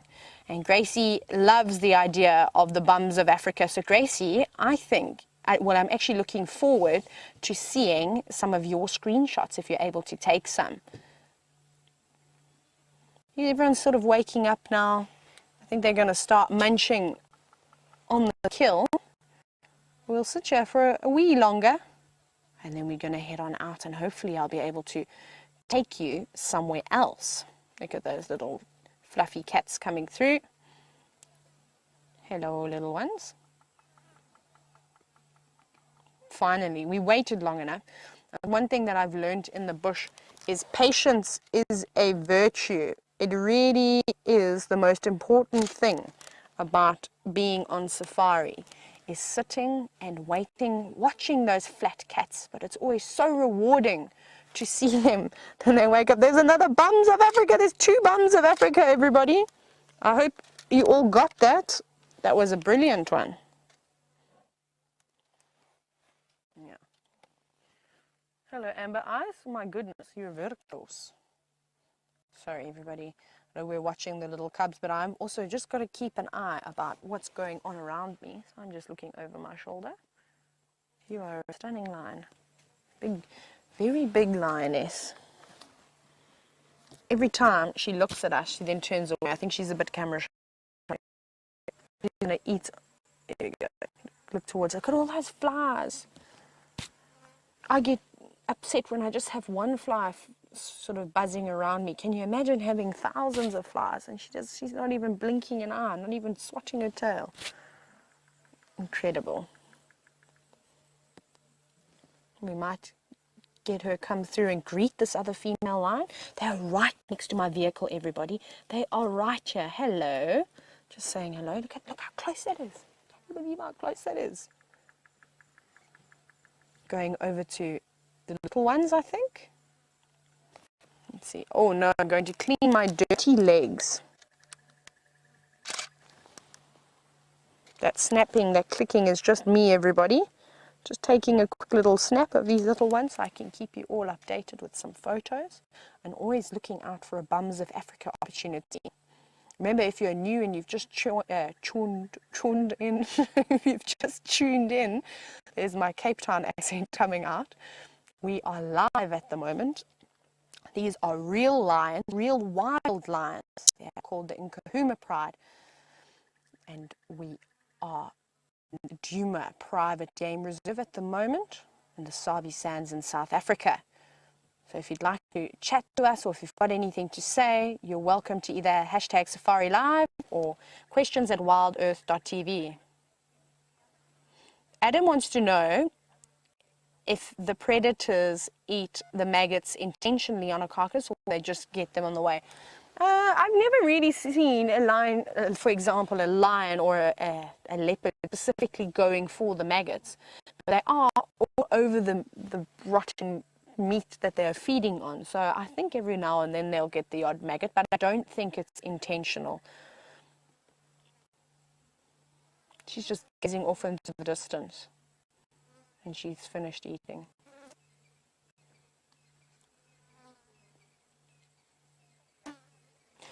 Rightio, everybody.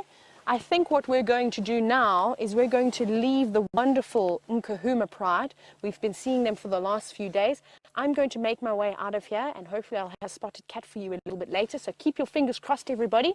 Let's head over to Jamie and see how it's going in the sauna. Okay, things are looking up a little bit. We have something more that isn't just my scribblings and a note that says that went wrong. Right, this is the sort of the basic stuff that I was going for, and I'll explain it with reference to our giraffe, what we were doing earlier, in a moment. So the most important thing is the sort of, okay, so we've got wrist, elbow, okay, in case you needed a really basic human anatomy lesson. Ankle, this will make sense in a moment. Knee. Knee. I nearly spelled that wrong.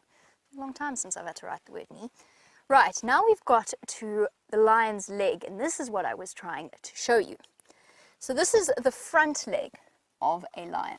This one here, the one next to the thing that says that went wrong. And here is what I meant. This is wrist.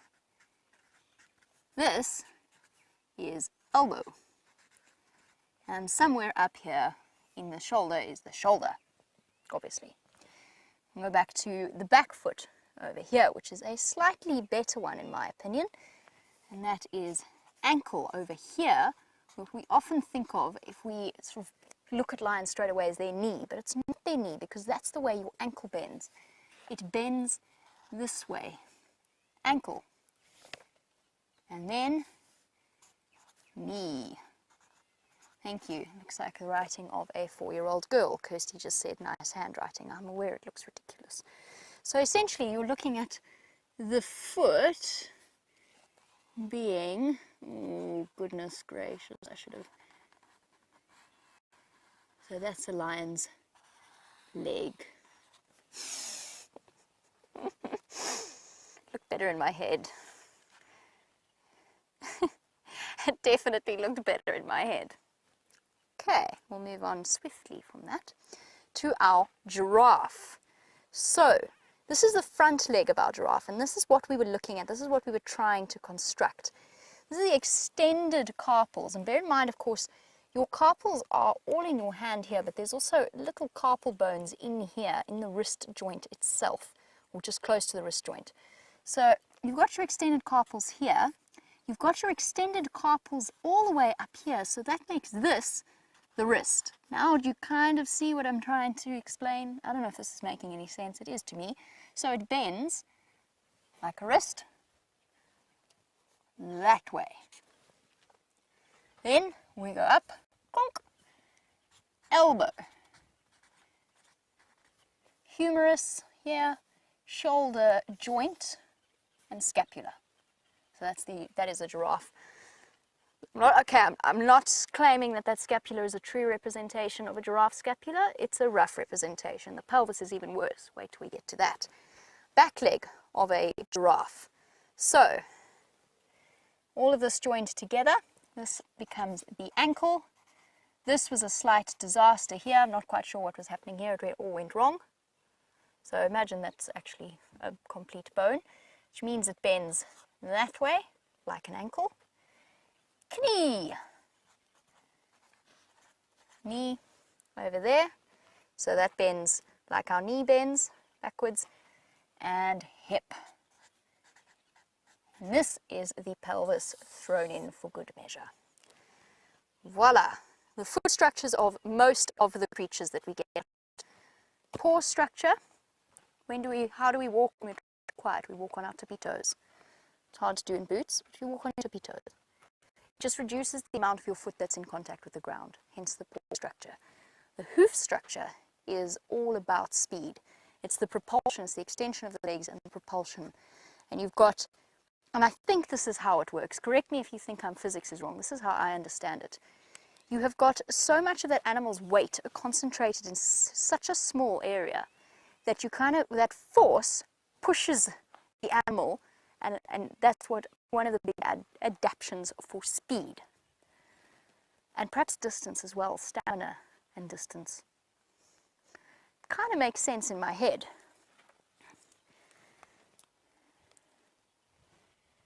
On the subject of giraffe, and I had to stop and think for a second, Jared would like to know what country do the giraffe calves probably have the highest mortality? Whew, that's a curveball question, that one. That's a really hard question. We're not factoring in humans, are we? Because humans skew everything. So if we take human beings out of the equation, because if you throw human beings into the equation, and I know you were having Taylor gave a lovely, lovely discussion about protecting our animals and how important it is. If you throw humans into the equation, in there you've got instability and civil war within a country, they immediately start to suffer. You've got a breakdown of law and order, you've got desperate people looking for bushmeat, and you've got desperate people looking for money for arms. And as you know, the giraffe is sort of known as the silent extinction. It's an animal that doesn't get the same press as, say, a rhinoceros. Not that rhino shouldn't get press, but it is an animal that has suffered a tremendous decline in numbers over the last few years. So, now I would guess and say, what hunts giraffe calves? Generally only lions. Leopards can, to an extent, so I'm trying to think this through logically and go with places that have some of the highest lion concentrations. Giraffe in Botswana and certain areas like that are desperate enough. Lions in Botswana, and giraffe don't hunt elephants. Lions in Botswana get desperate enough to hunt elephants at times and have become specialized in it, so perhaps there. But if I had to guess, I would say the place with one of the highest giraffe calf mortalities might be close to Satara in the Kruger National Park, because this is where we have the highest concentration of lions. I don't know that for a fact. I honestly have no idea what country it would be and no idea what the answer is to that question, but that was my logic in thinking out how I might go about answering it. So there you have it. We have our giraffe structure. Would you like to see an elephant foot? Shall we add that next? Can I do it off the top of my head live? That's the question. Because, you know, when I'm not, I can sit quietly to myself and say the odd word when I get home. Let's try it. Dave, can I go down here like this? It's going to make your life difficult. Nope. So, an elephant's foot is a big round thing that looks like that. Isn't that spectacular? Obviously, they have massive bones. We often talk about how they walk on tiptoes, and that they've got an enormous spongy tissue structure that allows them to walk almost on tiptoe. That's the outside of the foot. I haven't thought this through very well. Kind of would go on the outside like that. But basically what I'm trying to say is they're on the tips of their toes. Scrap those. Those are stupid. Those are silly bones. So they're kind of resting on the outside of their phalanges. And then the weight of the heel, or the weight of the elephant, is actually borne on this spongy structure here. You know what? I should never have attempted that live. That was disastrous. Kind of get weight in terms of what an elephant is carrying. I don't think we truly fathom it in terms of how heavy they are. This one bone that Steph has found on Bushwalk, it has made its way to the tent. You'll be happy to know. And I'm going to try and pick it up and see exactly how much I think it weighs. I know the leg bone in the tent is absolutely enormous. And let's have a look at this one. I don't have much mobility because my microphone keeps threatening to fall out of my pocket, which would be tragic and I'd get into trouble. So we'll carry this back. This probably weighs close to just under 20 kilograms, if I had to guess, maybe 15 odd kilograms. So it's not a light bone, and that's, I mean, is minus everything. That's just one elephant leg bone, and it's been dried out. It's lost a lot of, obviously, it's lost a lot of the sponginess and the liquid that would be contained inside the bone marrow itself. So this probably would have weighed, what would we say, closer to It was fresh, it was part of the elephant. 6 odd pounds. That's almost as solid. Have I muted myself? I tried to mute myself, but apparently didn't succeed very well. So there you go, foot structures and skeletal structures of animals, and they're absolutely fascinating. And the more you know about them, the more you find yourself looking at that particular structure and the way that it interacts. I was fortunate enough, or unfortunate enough, depending upon how you think of it, to dissect a male lion that was killed in a fight with another male lion. And I promise you, I sat for a good few hours playing with the tendons of the claws and the way that they sit in the claw sheath, and then with the sort of tension of the tendons going forward and backwards and forwards and backwards and retracting back into their sheath. They are such marvels of evolution. It is absolutely incredible. And that, I think, is the fun of this tent. That's what I've been having fun with, is just looking and examining all of the different things that we're getting here. Let's go and have another look. Oh, we've also got a pelvis. I wonder what that pelvis was for. I wonder if that was from the giraffe. Clonk. This must have been part of the pelvis. So this would have lived, yes, it must have been, because that looks like the hip socket, doesn't it? That must have been where it went into the hip socket. Sliding through in there. So that would have, I wonder if this was the scapula. No, this must have been part of the pelvis, surely. It would have been like that. Like this? Probably that side. No. The anatomy has all gone wrong. Great hole though. Okay, so we've got the hip joint. So we'll pop that all together as part of the giraffe skeleton. Now, you might notice, actually, on the subject of Mama P's question, that I looked up earlier. And I looked up earlier because ingrained within our training is when you hear oxpeckers fly overhead, you look at where they've come from, you look at where they're going, and you just generally look up. And that handy little tip has saved me a couple of times from being squashed by a buffalo. Very, very useful. So Mama P wanted to know whether or not any of the animals come through to the tent. A couple of buffalo walked past, the wildebeest came past this morning during our rehearsal, and I just saw some kudu walk past. So yes, our animals do come and visit. And of course, we would roll out the red carpet. We would have a parade line formed, except we wouldn't because she's a wild animal, if the royal queen happened to decide to pop by. And I believe, whilst she hasn't come to visit us at the tent, she has decided to give Tayla a royal welcome. You won't believe what we've just got here. I've got Karula, the Queen of Juma. How exciting. I've never seen her before. She's just gone behind the vehicle. We just missed her. Give me 2 seconds. I just want to reverse out of here again. And I need to concentrate.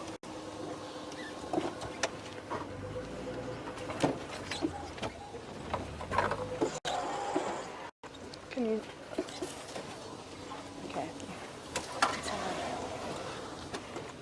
How are you? Is that fine? Sorry everybody, a bit of maneuvering. Let me go straighten up again. Just you may hear a bit of scratching, don't worry, not serious trees, they're just a few little ones. I'm not going to go off the edge of the cliff, are we? Okay everybody, we're almost there, we're almost home free. Yay! Okay. Okie dokie. Now we need to get her again. Sorry, we just had her and then she is weaving along a drainage line, which is proving extremely difficult to try and keep up with her, but we're going to try and get ahead of her now. I can see her. Let's try and get around all these other vehicles. Come on, Rexon. What's your move? There we go. It's sort of like to see a little bit of dust when you're trying to see a leopard. How exciting is this? The leopard drought is over, everybody. It is over. We're gonna sit right here. And she's going to come out into this gap. We're going to get a quick glimpse of her. Look at that. It's an actual spotted cat. Can you believe it? Karula the queen. Isn't she beautiful? She's a lovely leopard. She's actually quite a big girl. She's lovely. So we're not too far from Djuma Pan. Wouldn't that be beautiful with this golden light if she decides to go and have a drink? That's what my money's on. But she is also weaving along the drainage line. And she does look like she's marking territories. Ooh, ooh, ooh, ooh, ooh. Look at her, look at her. She's gone into stalk mode. She's gone into stalk mode. Maybe she's seen a little common dacre. I did hear some impala barking earlier. Well, not barking, snorting earlier. What has she got? What has she seen? Something. She was very excited for a second. Now she doesn't seem so excited. Maybe whatever she saw her and she darted away. But that was lovely. She slinked over. We're going to keep repositioning. She is moving. We're also going to have to keep on the move. But there's a little animal pathway here. Maybe she comes up here right next to the vehicle. How amazing would that be? Lions close and hopefully a leopard close by too. Where have you gone? She's just there. You can just see her through the thicket. Now is a good example of, and again, how well camouflaged the predators are. It's all the lions, that lovely tawny color blending in, and even the rosettes on a leopard blend in so well. Oh yes, come towards us, girl. Oh, a little hop and a skip. She's gonna come straight here. Can you believe it? She is lovely, absolutely lovely. Please, can I ask the viewers, can you take a few screenshots of her for me? She's on the move and I'm unable to snap a picture of her, so I'd love to get a good look at her actual face. Obviously, I need to learn the leopards of the northern Sabi Sands now, so I really appreciate it if I could maybe get your help too. Look at her.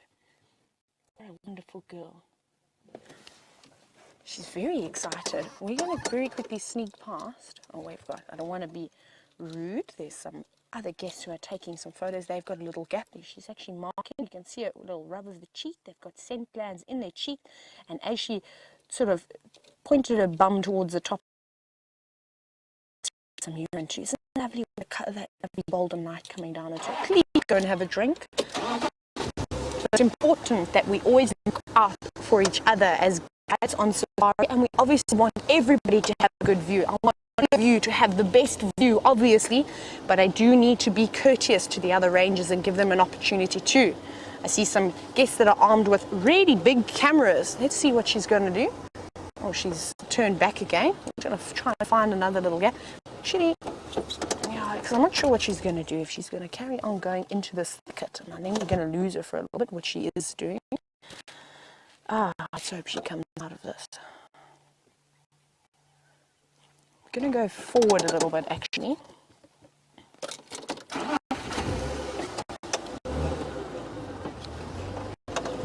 Hello, everybody. Trout Connie, you want to know how far Karula is away from the Lion King? From the Lion King, not the Lion King. Sorry, the Lion Kill. She's not too far. She's probably only a few hundred meters, believe it or not. Maybe about 600 meters. Maybe that's this. Maybe she's getting the smell. I mean, we could smell it. Let's see if she comes through this gap here. I'm just going to stand by. I know we're not going to be looking at much. You can look at me if you like. So she could definitely be picking up on the scent of this carcass. That's true. I just want to have a very quick look. I don't want to lose her. Sorry. So I'm just making sure to see if we have got the right path. And I see another venturing further into the thicket. So that's maybe not good for us. But let's see. I can't see her anymore. However, she might get the wonderful scent of that carcass. However, she's not going to go anywhere near it with all those lions around. If she does, she'd be very, very silly. And she could risk her life over it, especially with all those little cubs around. The moms are going to be particularly protective over them. I'm going to go bundu bashing very quickly. Not severe bundu bashing. We've got a little bit of a clearing. I'm going to go in it. Let's quickly go back to Jamie. I'm going to just see if I can relocate on Karula, and hopefully I'll see you in a few moments. Well done, Tayla. What a fantastic thing to have found the Queen of Djuma. Well, Tayla's been with the lovely leopard, who I've not seen for Far too long. Feels as though she'd abandoned us for a considerable period of time this time. Last time I saw her, she was heading south into Gowrie, Maine. But while Taylor's been trying to catch up with the Queen, I've been trying to catch up with my feathers because the wind has just come up and they're all attempting to blow away. And somehow I don't think that James nor Geraldine would forgive me if I lost some of their feathers. That would be utterly tragic. So I've decided I've done my drawing for the day. All right, that was the extent of my artistic skills, and that's it. No more drawing unless my arm is massively twisted, which I hope it won't be because that sounds painful. But at least I'll know which joints are being twisted.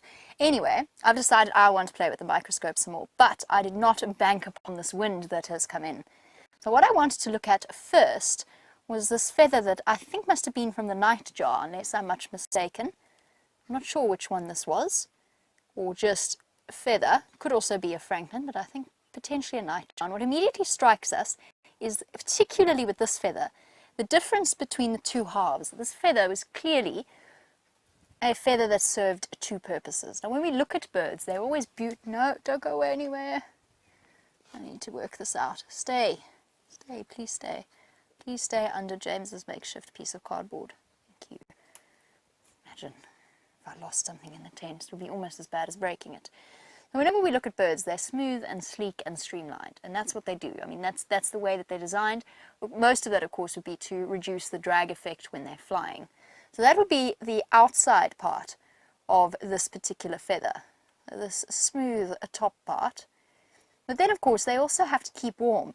They're quite tiny creatures and they're quite fine-boned, and as a result, probably could well suffer from the cold generally.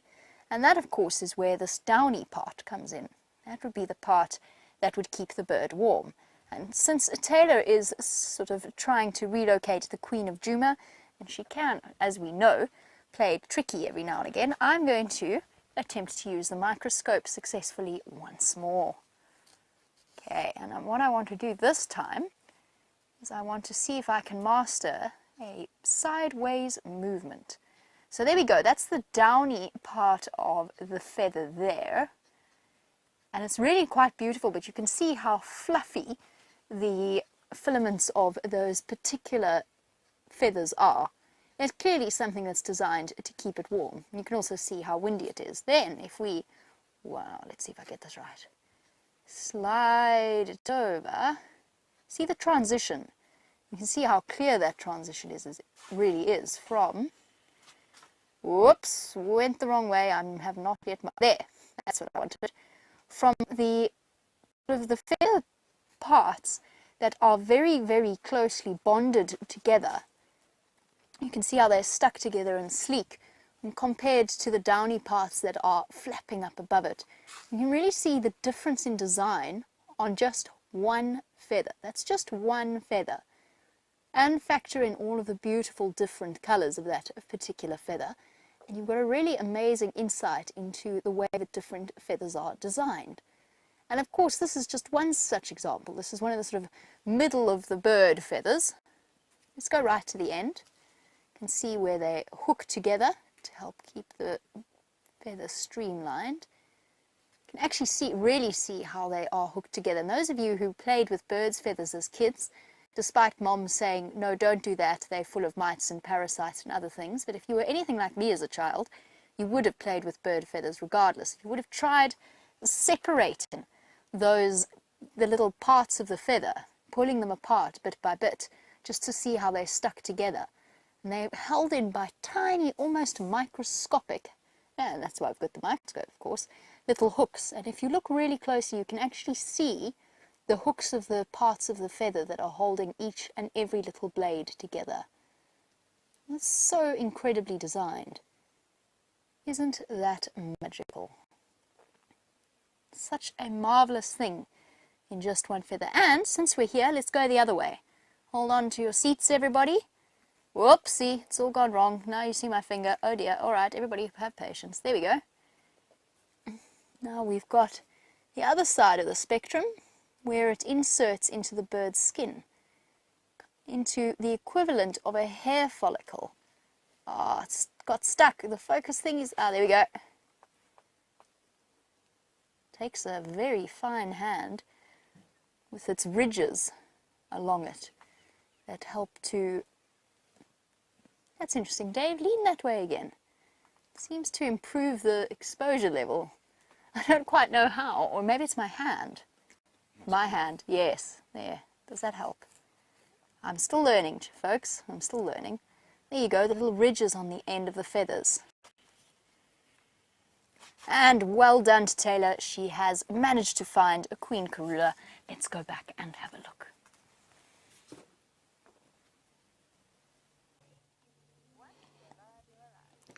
We've got her, everybody.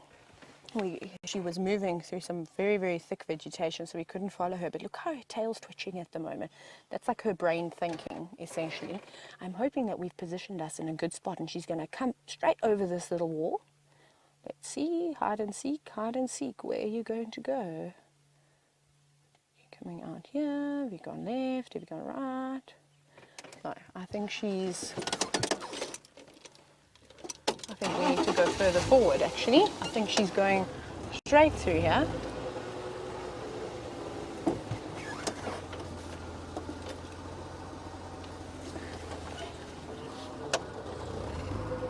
Just going to angle us slightly better. There she is, everybody. Oh, goodness gracious. I keep forgetting I'm in a Land Rover, not a Land Cruiser, and everything turns the opposite way. But here we go, right in front of the vehicle. Look at her over there. Isn't that amazing? She's going to go straight past us. She's going to head across to the other side. Look at that. There are actually lots of Nyala at the dam, so I'm hoping she heads up, and she heads a little bit further southwest, straight towards the dam. She's straight below us at the moment, which is really nice. No, she's changing her direction again, but we have got a fantastic view of her.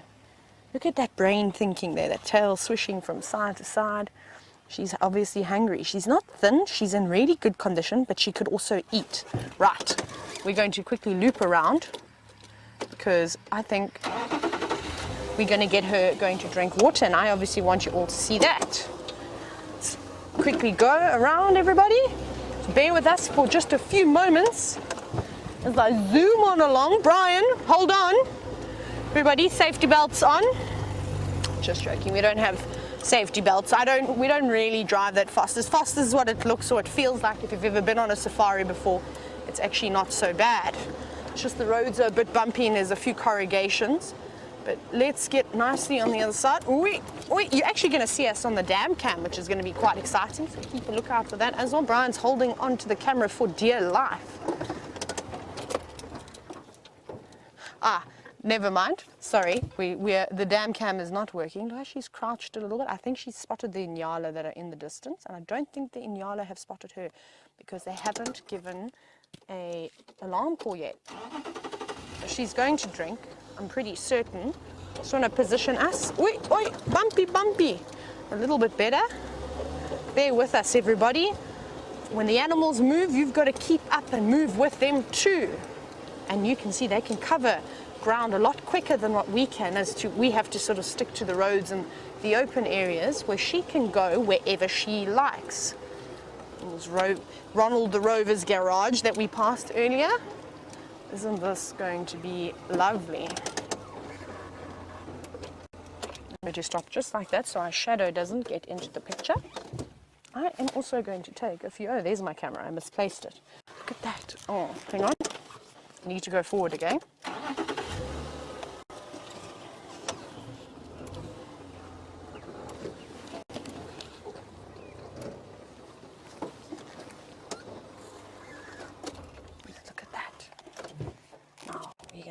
Have a look. I'm going to go right in. Look at her. Look how beautiful that is. Isn't that amazing? Really, really lovely. Isn't that fantastic? We are so fortunate to be able to see such amazing creatures. Look how she's looking straight at us. Really, really, really nice. Oh, she's always looking over her shoulder. I remember seeing this with Shadow, or you'll see it with all leopards. Always looking over their shoulder, just making sure that there's nothing creeping up on them. But how is that?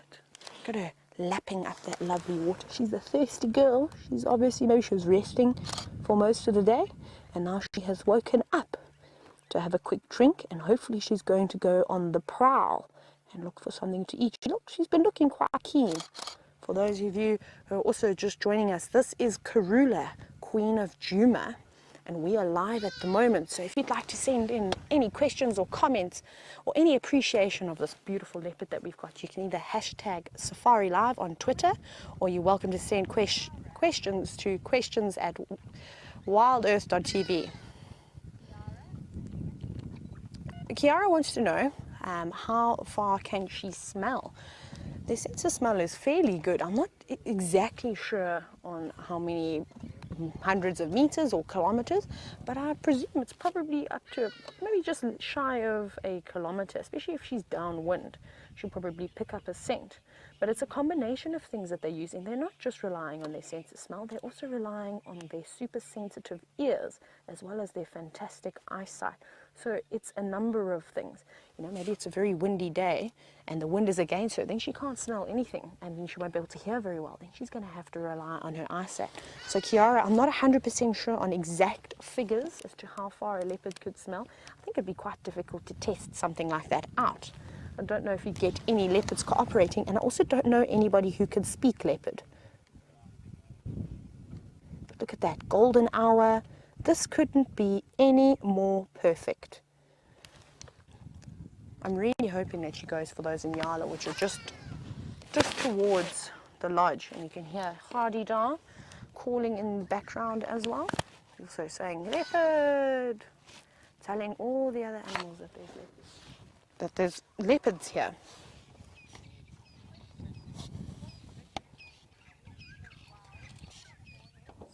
Hello, James. So James is a viewer that I'm getting to know by name. Aha! And James has asked me if I can notice the wow, the W that is on her forehead. Yes, I can. Isn't that incredible? I've never seen a marking like that on a leopard. That is so unique. So that's obviously a very easy way to be able to tell this particular female from other leopards. So I've seen Shadow. I've now seen the mother of Shadow. All I'm missing now is Thandi. I'd absolutely love to see Thandi. She sounds lovely. And then of course I've seen Sindile as well down in the southern sectors of the Sabi Sands, which was quite exciting. Ah, Karula's got 2 cubs. I didn't know that. Apparently they are about 7 months old. I wonder where they are. Maybe she stashed them where they're also too young to be hunting. So possibly they were maybe in that drainage line where she was first starting. Look how she's slinking away. I think she has actually seen those Inyala in the distance. And I think she is plotting her move. Look at that. Look how she's slinking behind that log. I think she's going to use the trees. She's going to use the termite mounds. She's going to use everything she can to try and get closer. She actually may even use the vehicles. That's how relaxed these animals are and are comfortable with us, that we can sit here and we can still chat away, and she's still going to carry on with her daily activities. She looks hungry. She could eat. So I think that I'm just going to, let's see what these guys are going to do. I don't want to move around too much because there's a big male in Yala, but I don't think she's going to go for him. He's inside the lodge.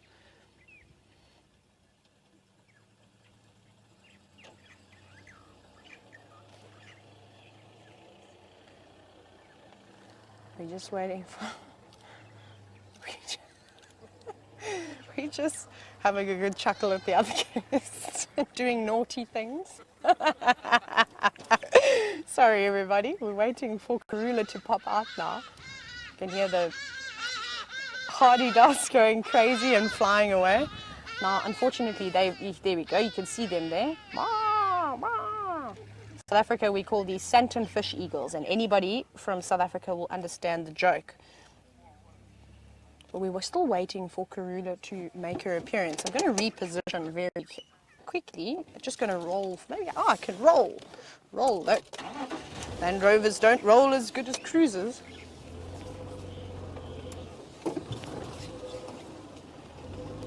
How's that? Lovely.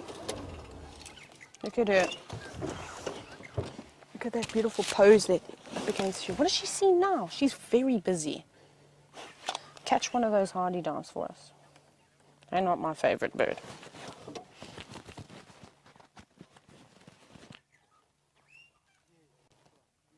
See, look at that position. Don't see, no one really besides the hardy-dars have given away her presence, sorry. I don't know what she's seeing in the distance. Could be some impala off into the thicket. Oh, maybe there's a few different animals coming down to drink that we just don't know about. They're very good at hiding away. I think she's just looking, she's wondering, plotting her next move.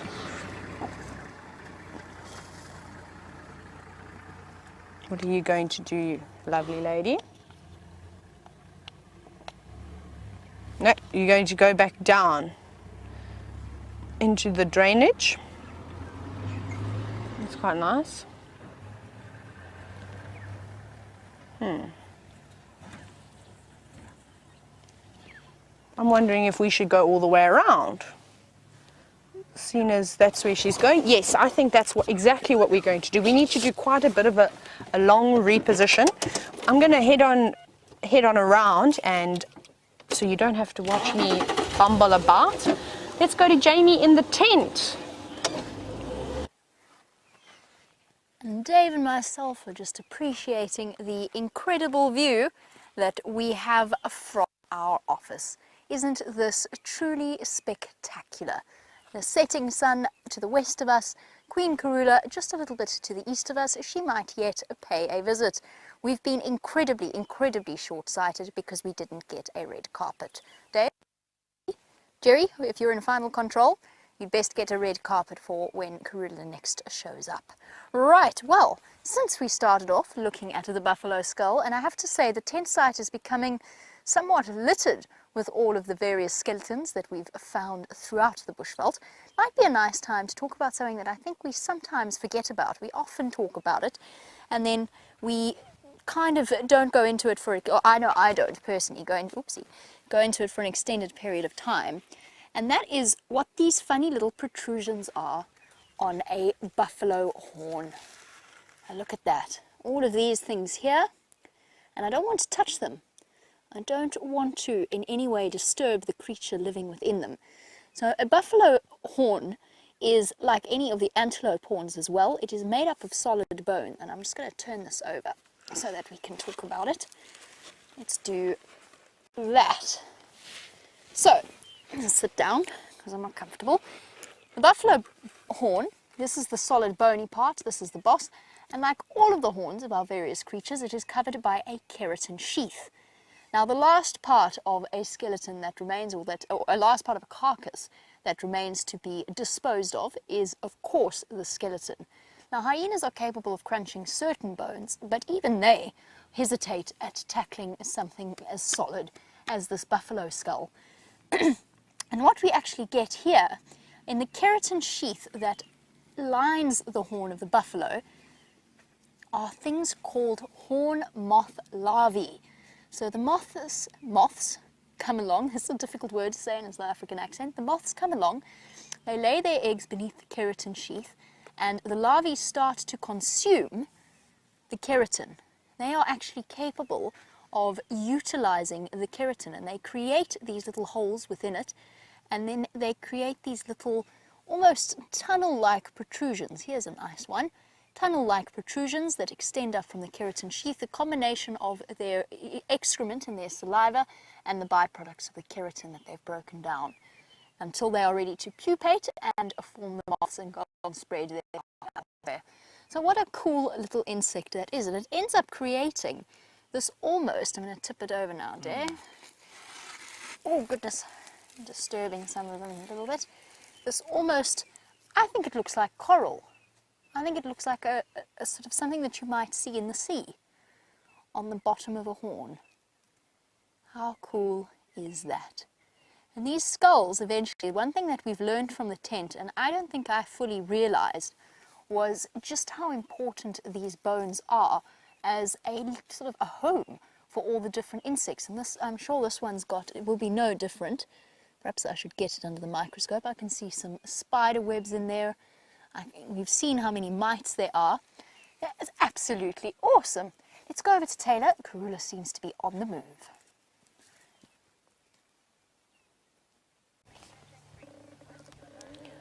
Rightio everybody, we managed to relocate and I've got some very exciting news for you all. So, I don't want to talk too loudly now. There's a common duiker, which is the second smallest antelope that we see in this area, probably about 80 meters from her, north of where she is. She's tucked away now. I don't want to move around too much because that's obviously what she spotted when we saw her on the other side of the bank after she just had a drink. And she's still looking at her.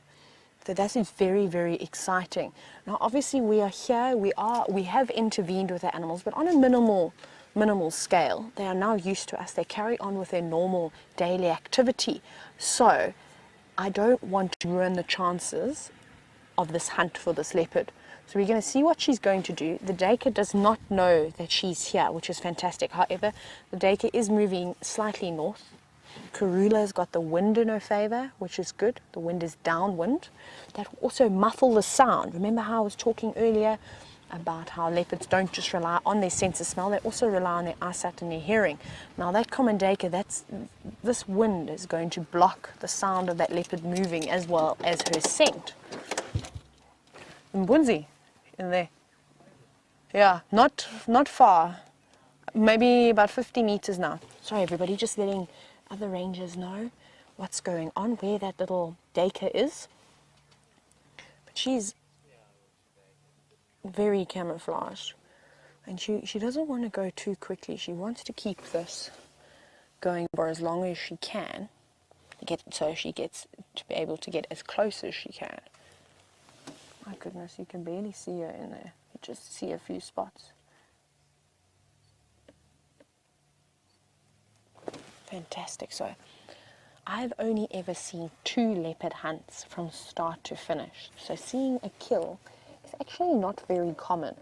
It's quite common to see the animals eating on their prey, like we saw with the lions. You can see that tail thinking very, very hard, deciding what her next move is going to be. She's got good cover because she's now in the drainage line, and that common duiker has actually moved up out of the drainage line. So if she moves along the drainage line, she'll have fantastic cover. And also the sand is nice and soft, which is at her advantage. This is typically an area that you'll see leopards hunting, is along riverbeds or along drainage lines where they do have a bit of cover. And because it is winter, this is along drainage lines and along riverbanks. It's sort of the last area of greenery. So the animals tend to come along the banks of the drainage lines and the rivers. And it's good for us. I'm just going to let the other guys reposition before we plan our next move as well. My tail is wagging, just deciding what to do. She's thinking very, very hard. And she's been so kind to us. We've had such a great view of her already.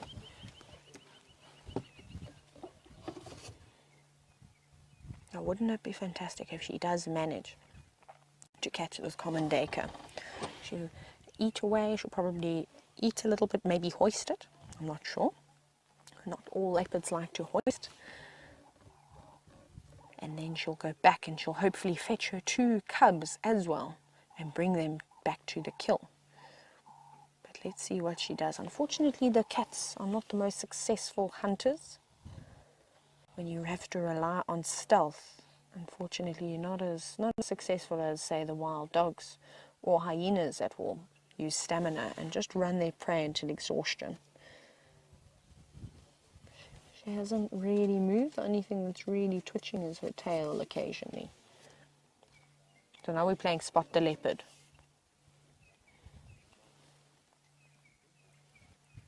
Come on, girl. Make your next move, otherwise that duiker's going to get far ahead. And often this is actually what happens. One of the hunts that I was very fortunate to see actually was of a big male leopard, one of the resident males down on the reserve I used to work for in the southern sands. And that was very, very, very exciting because we watched it. It's exactly the same thing as that Karula's just done. Walking along drainage lines, marking territories, even had a drink. It's almost like it was the same thing playing out again. And he saw a male and a female common duiker in the distance. So obviously together, obviously mating. And I think he chased them for maybe half an hour, 40 minutes. Followed them, they'd get ahead. And the one male made a big mistake. What he did was, Often what these animals will do is they'll run, and then sit down in the shrubbery to try and disappear. And this male did that, thinking that the male leopard didn't see where he went. He kept on going. The female commentator ran off, and that's when he made his move. He pretty much walked right up to it, did a pounce, grabbed it, and that was that. He had lunch, which was exciting.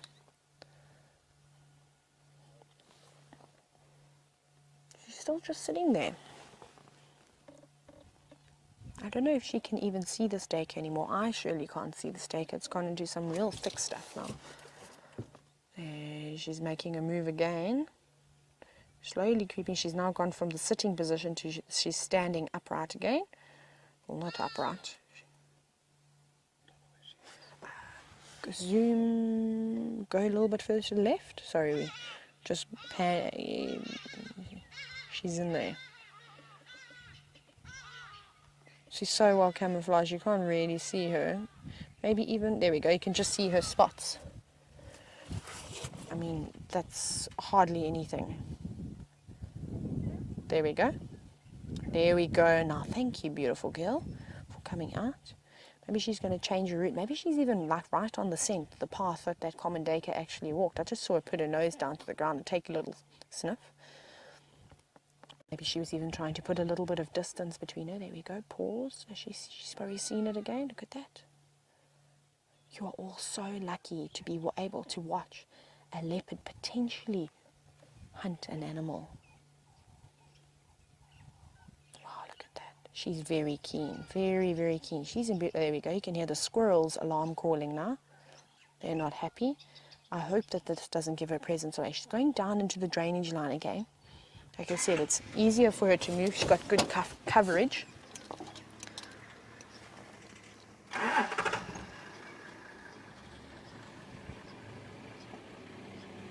This is going. We're just letting everybody else reposition. I think she's going to cross the road and she's going to go straight across and back into the drainage line. Let's just see. Yeah. Maybe she's going to go and try her luck on the other side of the back. Everybody, we're going to reposition once again. We're playing leapfrog here. Jamie, how's that tent doing? Hope you're not sweating too much in there. There is something that I have been dying to do since I got into the tent, and I'm a little bit worried that I might actually have left it a bit late. In fact, Steph just popped around earlier to deliver our cover for something, and he suggested I might have left it a bit too late. And I'm really hoping that's not the case, because I want to have a look at the stingless bees inside Gerald the giraffe, the little Mapani bees that have been living here that are actually the, oh goodness, let's do this differently, the true stars of the show. I've got myself caught in every single cable here. Let's move Gerald a little bit closer so I can show you exactly what it is we're looking at. And I'm really hoping these little bees haven't gone to bed. We're looking at this tiny little tubule that the bees have constructed coming out of Gerald's not quite brain cavity, and we were trying to work out if they've gone all the way through to the sinuses. We don't think that they have. We think that they've sort of moved into the bone somewhere in here. It's a fascinating thing to witness. They're a type of bee that actually produces one of the most delicious honeys. Apparently, I have yet to taste it. And I'm going to try and show you guys what these chaps look like. Our regular viewers will be familiar with them. I've just been dying. Oh, I see them. I see them.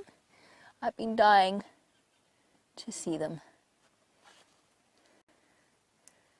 Here we go. There's Bill, our friend Bill. Oh dear, I'm doing it again, naming them after boys. Aren't they incredible? Look at that. Bye-bye. No, don't be scared. Whoopsie. Put you back into focus. There you go. Just a couple of millimeters in length. And what an amazing little creature. Constantly attending to the wall of their entrance hole. Tube that's, I think, made out of essentially wax. Like beeswax. Oh, they're so awesome. You going back to bed, little one? No, still here. constantly checking about. And during the day, of course, they're flying out of this little hole. And bye-bye. Oh, no, somebody else has come back up. Or was that the same one? I'm not sure. And during the day, they're out flying and feeding just like honeybees off nectar and pollen, collecting pollen. Oh, look at that. You can see right. Oh, there's some skill involved here to try and keep them in focus. Whoops. Skill that I do not possess. Here we go. Look at them. Isn't this, what an incredible view to see the view of the fibers on their legs. Now, it seems as though this little one wants to come out, and I don't want to block it in any way, since they probably have one last shot at going out. And there we go. I just want to be very careful when moving this microscope, because I would hate to damage the tunnel in any way. What an amazing little creature. Just to give you another idea, that was what we were looking at. Really, how incredible is that? And the little bees are popping out one by one by one. Amazing. Well, I've been dying to do that. I can go to bed happy this afternoon. In the meantime, I'm sure Tayla's going to be going to bed happy this evening as well. She's found Karula again. Oh, no, that's not Karula, that's a hippo.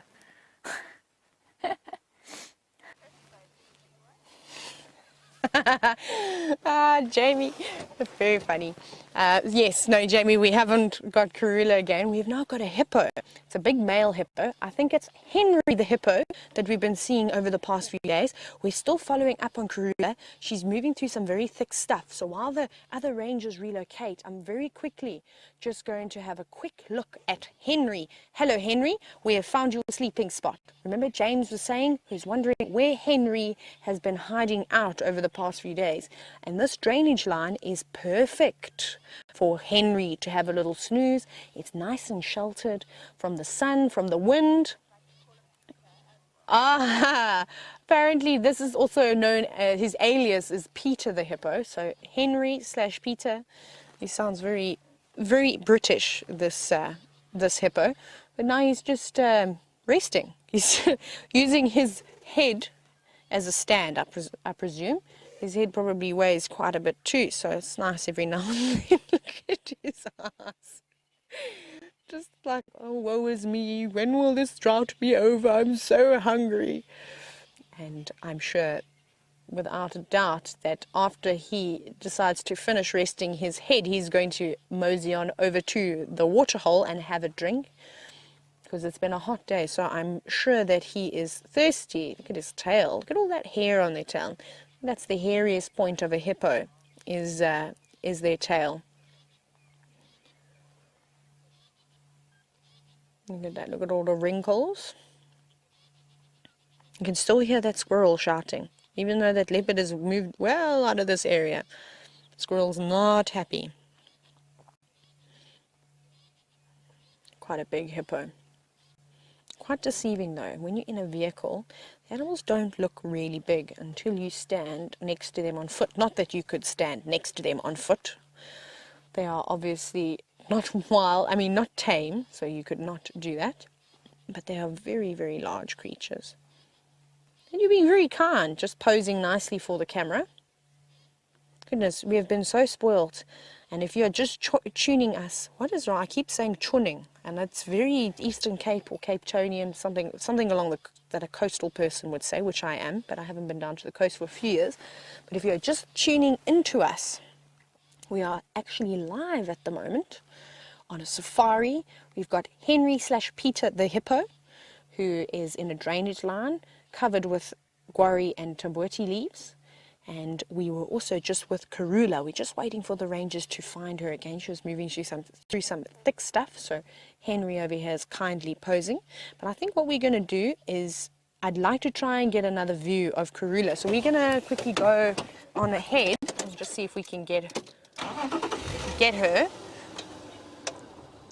So remember, if you haven't watched the show before, you are welcome to either hashtag Safari Live on Twitter to ask us any questions, or if you want to email us, you're welcome to email us too on questions@wildearth.tv, and I'll happily answer any questions you've got. Just gonna head on around. Hello, Justin. Justin wants to know how long a hippo can survive out of water. So they obviously have got very, very sensitive skin, Justin, and for all of you who are also wondering, hippos need water to stay nice and cool. So I think a hippo could probably survive out of water and in the shade for a few days if there was actually no water around. But what they will do, if there's only dried out mud or there's a bit of mud left, they'll actually go and roll around in that too. Oh, sorry, we're very wobbly. We're going through some corrugations over here. So a few days, but they're going to get quite sunburnt, and I think they're not going to be a very happy hippo. So only a few days maximum. Also, if there's no water for them to go in, there's probably not going to be a lot of water to drink. And they can survive with food for a few days, but they need to drink daily. That's vitally important. Right, let me just try and see where she's gone. Aubrey Taylor, what's my best approach to this Mfazi Ingwe? Have you relocated?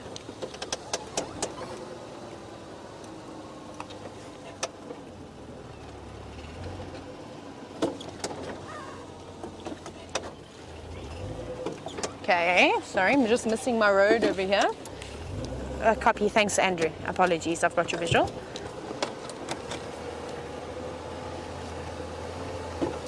Ah, okay, so she's coming through here, so she just hasn't moved far. She probably saw Henry/Peter and got a bit of a shock and then changed her route slightly. And we're gonna get in here and hopefully we'll have another look of her. She's a really beautiful leopard. Really, really beautiful. I hope we're not going to lose it. There is some impala that I've spotted just to the right, but I think if we have a look over here, can you see that? Oh, listen. I'm going to roll because I want to see. Okay, so you can see. I don't know why I'm whispering because I know she's here. So there we go, there's Karula, and you saw that the impala were not too far away from where she was as well. And they are now alarm calling. So she's not interested in them. There is no way she'll be able to catch them now that she has been spotted, I'm afraid. Okay, listen to that noise, it's beautiful.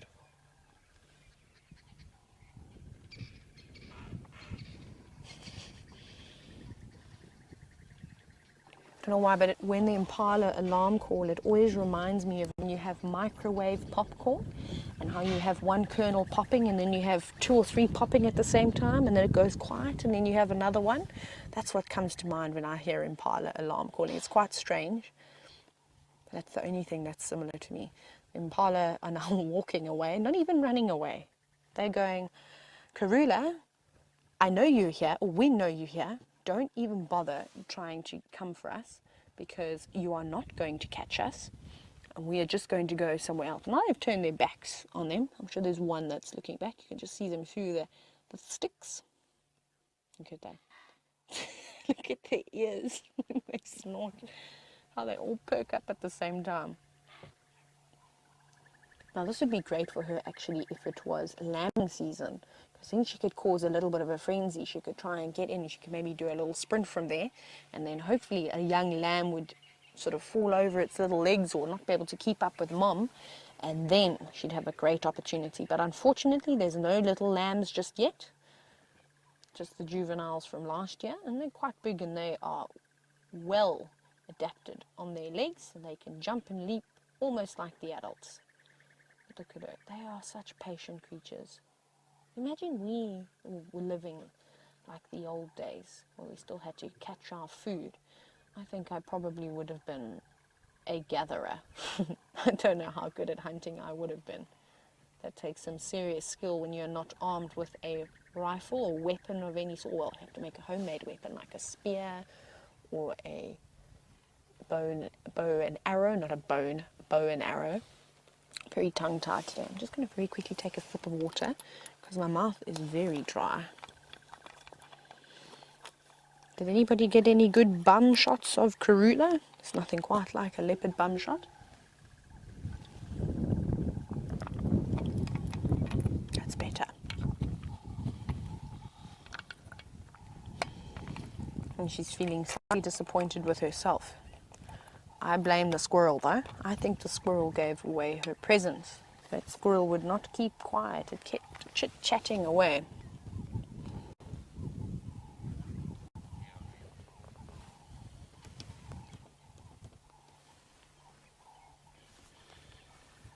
Also the dawn chorus. The evening chorus is just starting to come through as well now. It's really, really beautiful. It's still quite far in the distance, so I don't know if you'll be able to pick it up.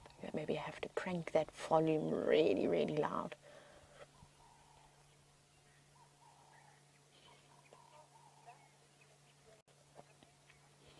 We're going to sit here with Karula for a little bit longer and just keep up with her, because I have a feeling she's going to have another go at possibly trying to hunt.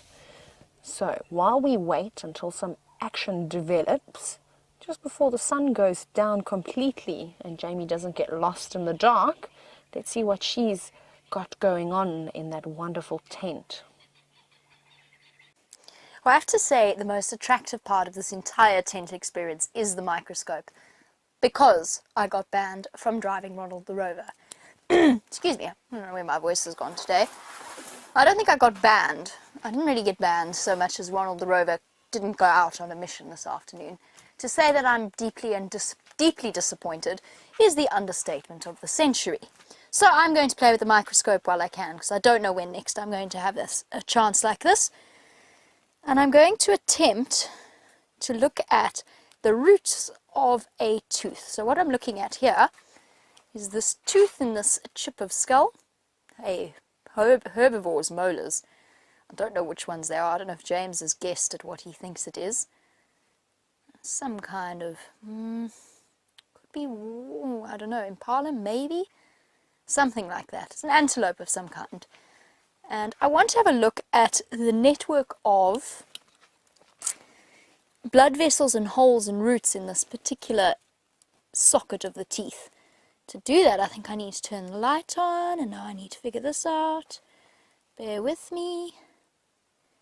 Am I going in the right direction? Oh no, this might not work out as well as I thought it would. Uh-oh, it's all gone wrong. This is going marvelously, Dave. Oh well. No, come on. I want that bit. How do I make that bit? This is all not right. Wait. Which way are we going? No, that's the wrong way as well. Ha! Ha ha! That was what I was after. There we go. How cool is that? And we don't often think about our own jawbones, and unless of course you end up having a root canal, in which case I'm so sorry for you. But just have a look at almost how honeycomb structure-like this is. So this is the inside of this animal's tooth. And you can see all the way down into the canal of where the root goes in, just how pitted the bone is around there. And I assume that is spongy bone for blood vessels and attachment points for the gums, and then the roots themselves and feeding the teeth as well. How cool is that? I basically want to look at, oh, that's a bit dirty. Whoops, sorry everybody for the wobble. Oh, there we go. That was absolutely fascinating. Now that sort of goes in contrast to what I was looking at earlier, and I'm hoping it's going to work, because of course we've got this beautifully hollow bone over here. And I've been standing outside in the sunlight staring into it, which of course you can't do now with this light, but I should be able to illuminate with the microscope itself. And I'm hoping we can have a look at the spongy bone that's in there and compare and contrast, because this of course would be bone marrow. There we go, sort of. So that's what I was after. Also spongy bone, but that is most of that, and of course most of our bone marrow, or a great deal of our very important bone marrow, is in, oh look at that, look how it looks like a honeycomb structure, it looks like a beehive. How cool is that? Now, most of our bone marrow is in the inside of our larger bones, so our femur, our pelvis, the more stocky bones, which makes sense because then it's more space. Oh, I've got the shakes again. It's all going. I thought I was too solid and non-shaky. Using my hip as a resting point for it. So within the bone marrow itself is where all of our white blood cells are made. Our blood cells, our red blood cells and our white blood cells. So it's an absolutely crucial part for all animals. So here, the honeycomb structure, rather than blood vessels and a lot of blood flow to the tooth itself, as we saw with the other tooth, this is more for producing the all-important blood cells that we need. How cool is that? And at some point soon, I'm going to master this microscope. It's going to be wonderful. Now, are we going to link to Tayla and a hippo, or are we going to link to Tayla and a leopard? We'll find out.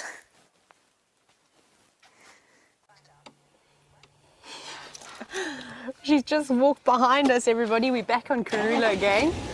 I'm just going to have to reverse very quickly, actually. Sorry, everybody. She's just behind the vehicle, and unfortunately, we cannot swivel all the way around. I've got Brian on the thumb. I'm going to catch a little glimpse of her. There she goes. Along that little animal pathway. And just while you were with Jamie, she actually was calling. Just once.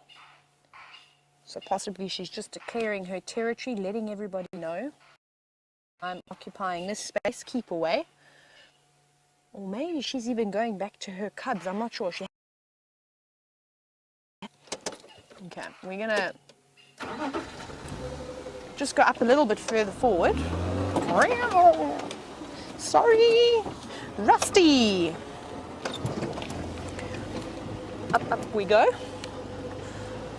See, hopefully she decides to come back up onto the road rather than sticking on this animal pathway.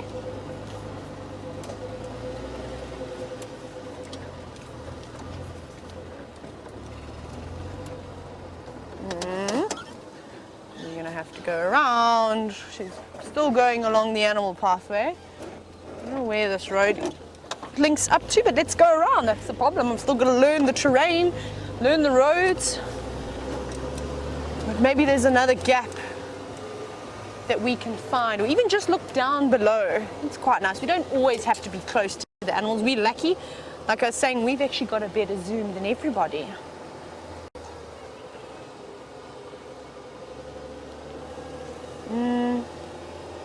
Let's see. I'm going to try and find us a little gap down here. How about this one? This looks nice. And I think we'll get a nice view of her then. Yes, because Rusty is so small, we can squeeze through this gap. Down we go. Mind the tree. Wait. Perfect. Actually worked out very well. Whee! Roller coaster. Not quite. I'm going so slowly. There she is. She's just there on the right.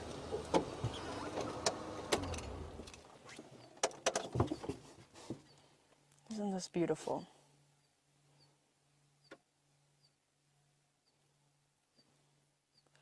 Oh, you're very sneaky going up on that side. Just mark your territory. Good girl. Look at her rubbing that cheek. Little spray of urine. There we go. I think she was doing a territorial call. I've changed my mind. I love that pose. Just how she stops and glances.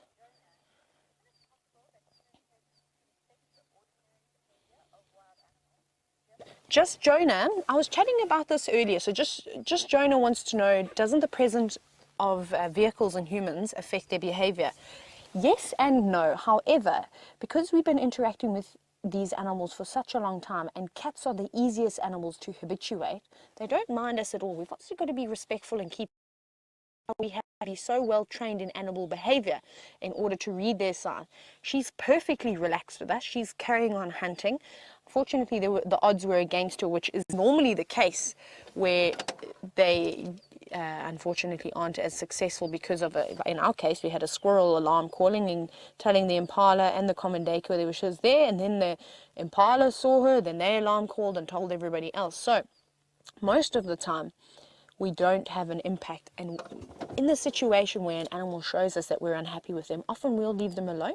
Well, firstly, we'll try and give them a bit of space, and if that doesn't work, then we'll say, you know what, we're not going to have a look at this animal today. We want to exciting like we've just had. She's now disappeared across this little drainage line. We need to just find a little place to see if we can cross. And I'm not sure if this road maybe loops around. Let's maybe just go around. Maybe we get her again. She seems to be sticking along, just deciding what I'm going to do. We're going to go back the way we came.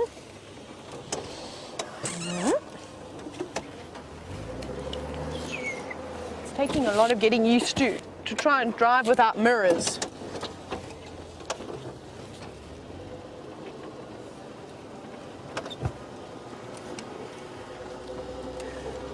Right, up we go. Up we go, back around.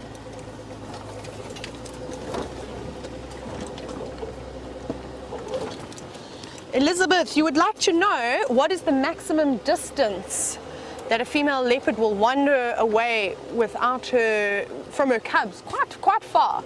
I don't think there's any set rule. I don't think they sort of go, oh, I've reached 5 kilometers, I can't go any further. They go until they find something to eat. Remember, they've said in leopard language, stay, to their little cubs, and hopefully they will listen.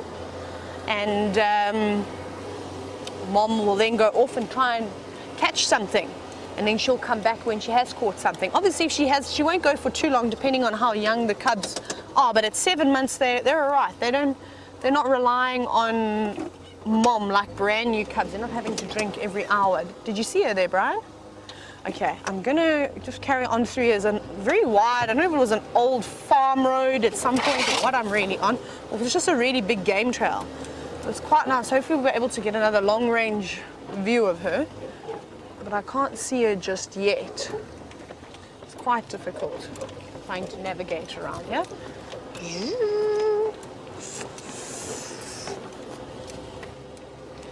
Right, everybody, I need to do some serious driving again. And so I'm going to send you off to the wonderful Jamie Patterson. She's going to entertain you for a little bit while I find my way out of here. So while Tayla negotiates herself out of a tricky spot, Mama P, I believe it was, you wanted to know if the animals ever come and visit us. Well, we've got an entire elephant herd just a little way away from me. I can't see any of them now.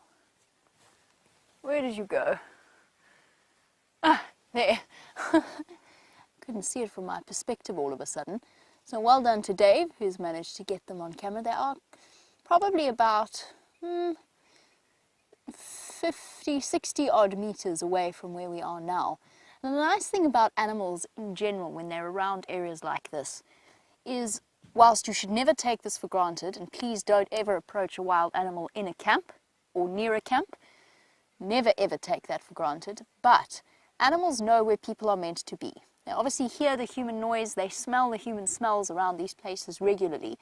And that means that they generally are more relaxed when they see people outside of a camp or close to a camp or inside a camp than they would be if, let's say, we were a kilometer into the bush and we suddenly popped out and they smelt us and then immediately they get frightened. But you never take that for granted. You also never take for granted the fact that an electric fence is going to protect you. An elephant can go through an electric fence if they want to. They're slowly but surely making their way towards us. Dave, we may be spending the night in the tent, unless somebody decides to come and rescue us. We're fine for now. But they are gradually moving on their way back towards us. And there you go. What a peaceful way to end off my first afternoon in the tent. What a special way, one of my favorite animals to spend time with. There's a whole herd of them gradually wandering towards us. Not a bad spot for an office at all. And as I said, I'm sitting now, I can hear all of the sounds of the camp. I'm not bothering to speak quietly. Well, I would definitely do that if we were on foot somewhere else further into the bush. I would most definitely be saying Okay, we're creeping forward. We're going to speak very, very softly, and we'll be looking at wind direction. They do know that we're here. However, I don't want to, as it starts to get dark, my vision as a human being starts to get very, particularly at this time of day, it becomes more and more difficult to distinguish shapes, and especially a big grey animal like an elephant, believe it or not. So we will slowly but surely retreat back to the tent. Beautiful. Hello, guys. Heard them first, which goes to show it's always a very important thing to keep watching, exactly, keep listening to what is going on around you.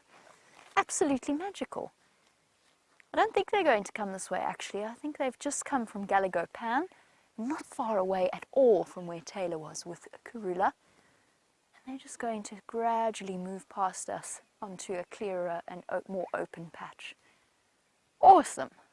That is definitely the way I wanted to end off my first afternoon as a kid in a candy store in the tent. It's been so much fun.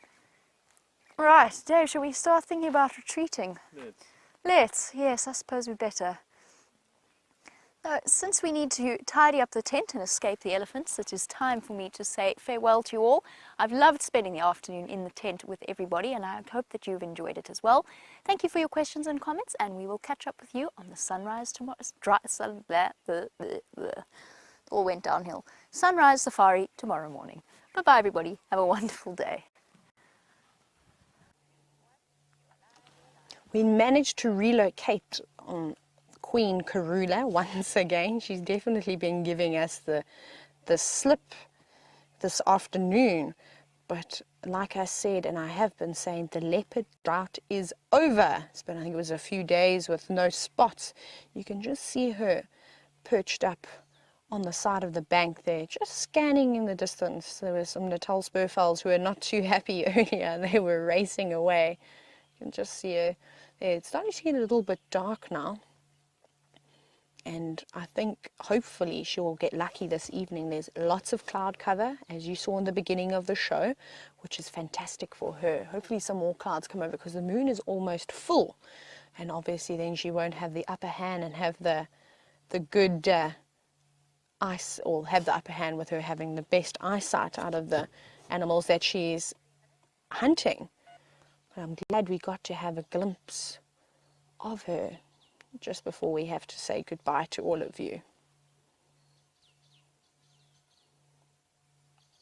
Be great to try and follow up on her tomorrow morning to see if she was successful. There you go, she's getting on the move again. She's going down this little drainage. And see where she's going to pop out.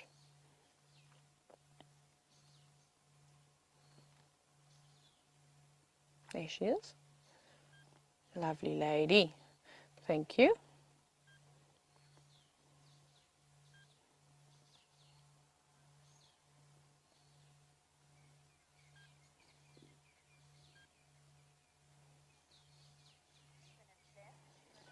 Now she's disappearing into the thicket now. It's getting very dark. It's going to be very, very difficult to try and follow her with her maneuvering through this bank. So I think, unfortunately, that is the end of Queen Karula. But I wish I could actually shake her hand and say thank you very much, or give her a scratch between the ears, because she really did put on a fantastic show for her.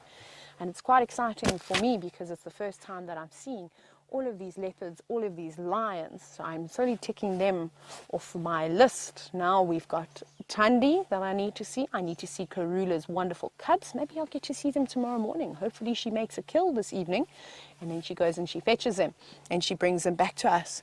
And she's completely disappeared now. Just having a little look over my shoulder, but you can hear the birds in the distance chirping, possibly spotted her and saying, hey, we know you're here, don't bother us. So I'm sure the francolins and the spurfowls are all going to hop up into a tree now and roost for the rest of their evening.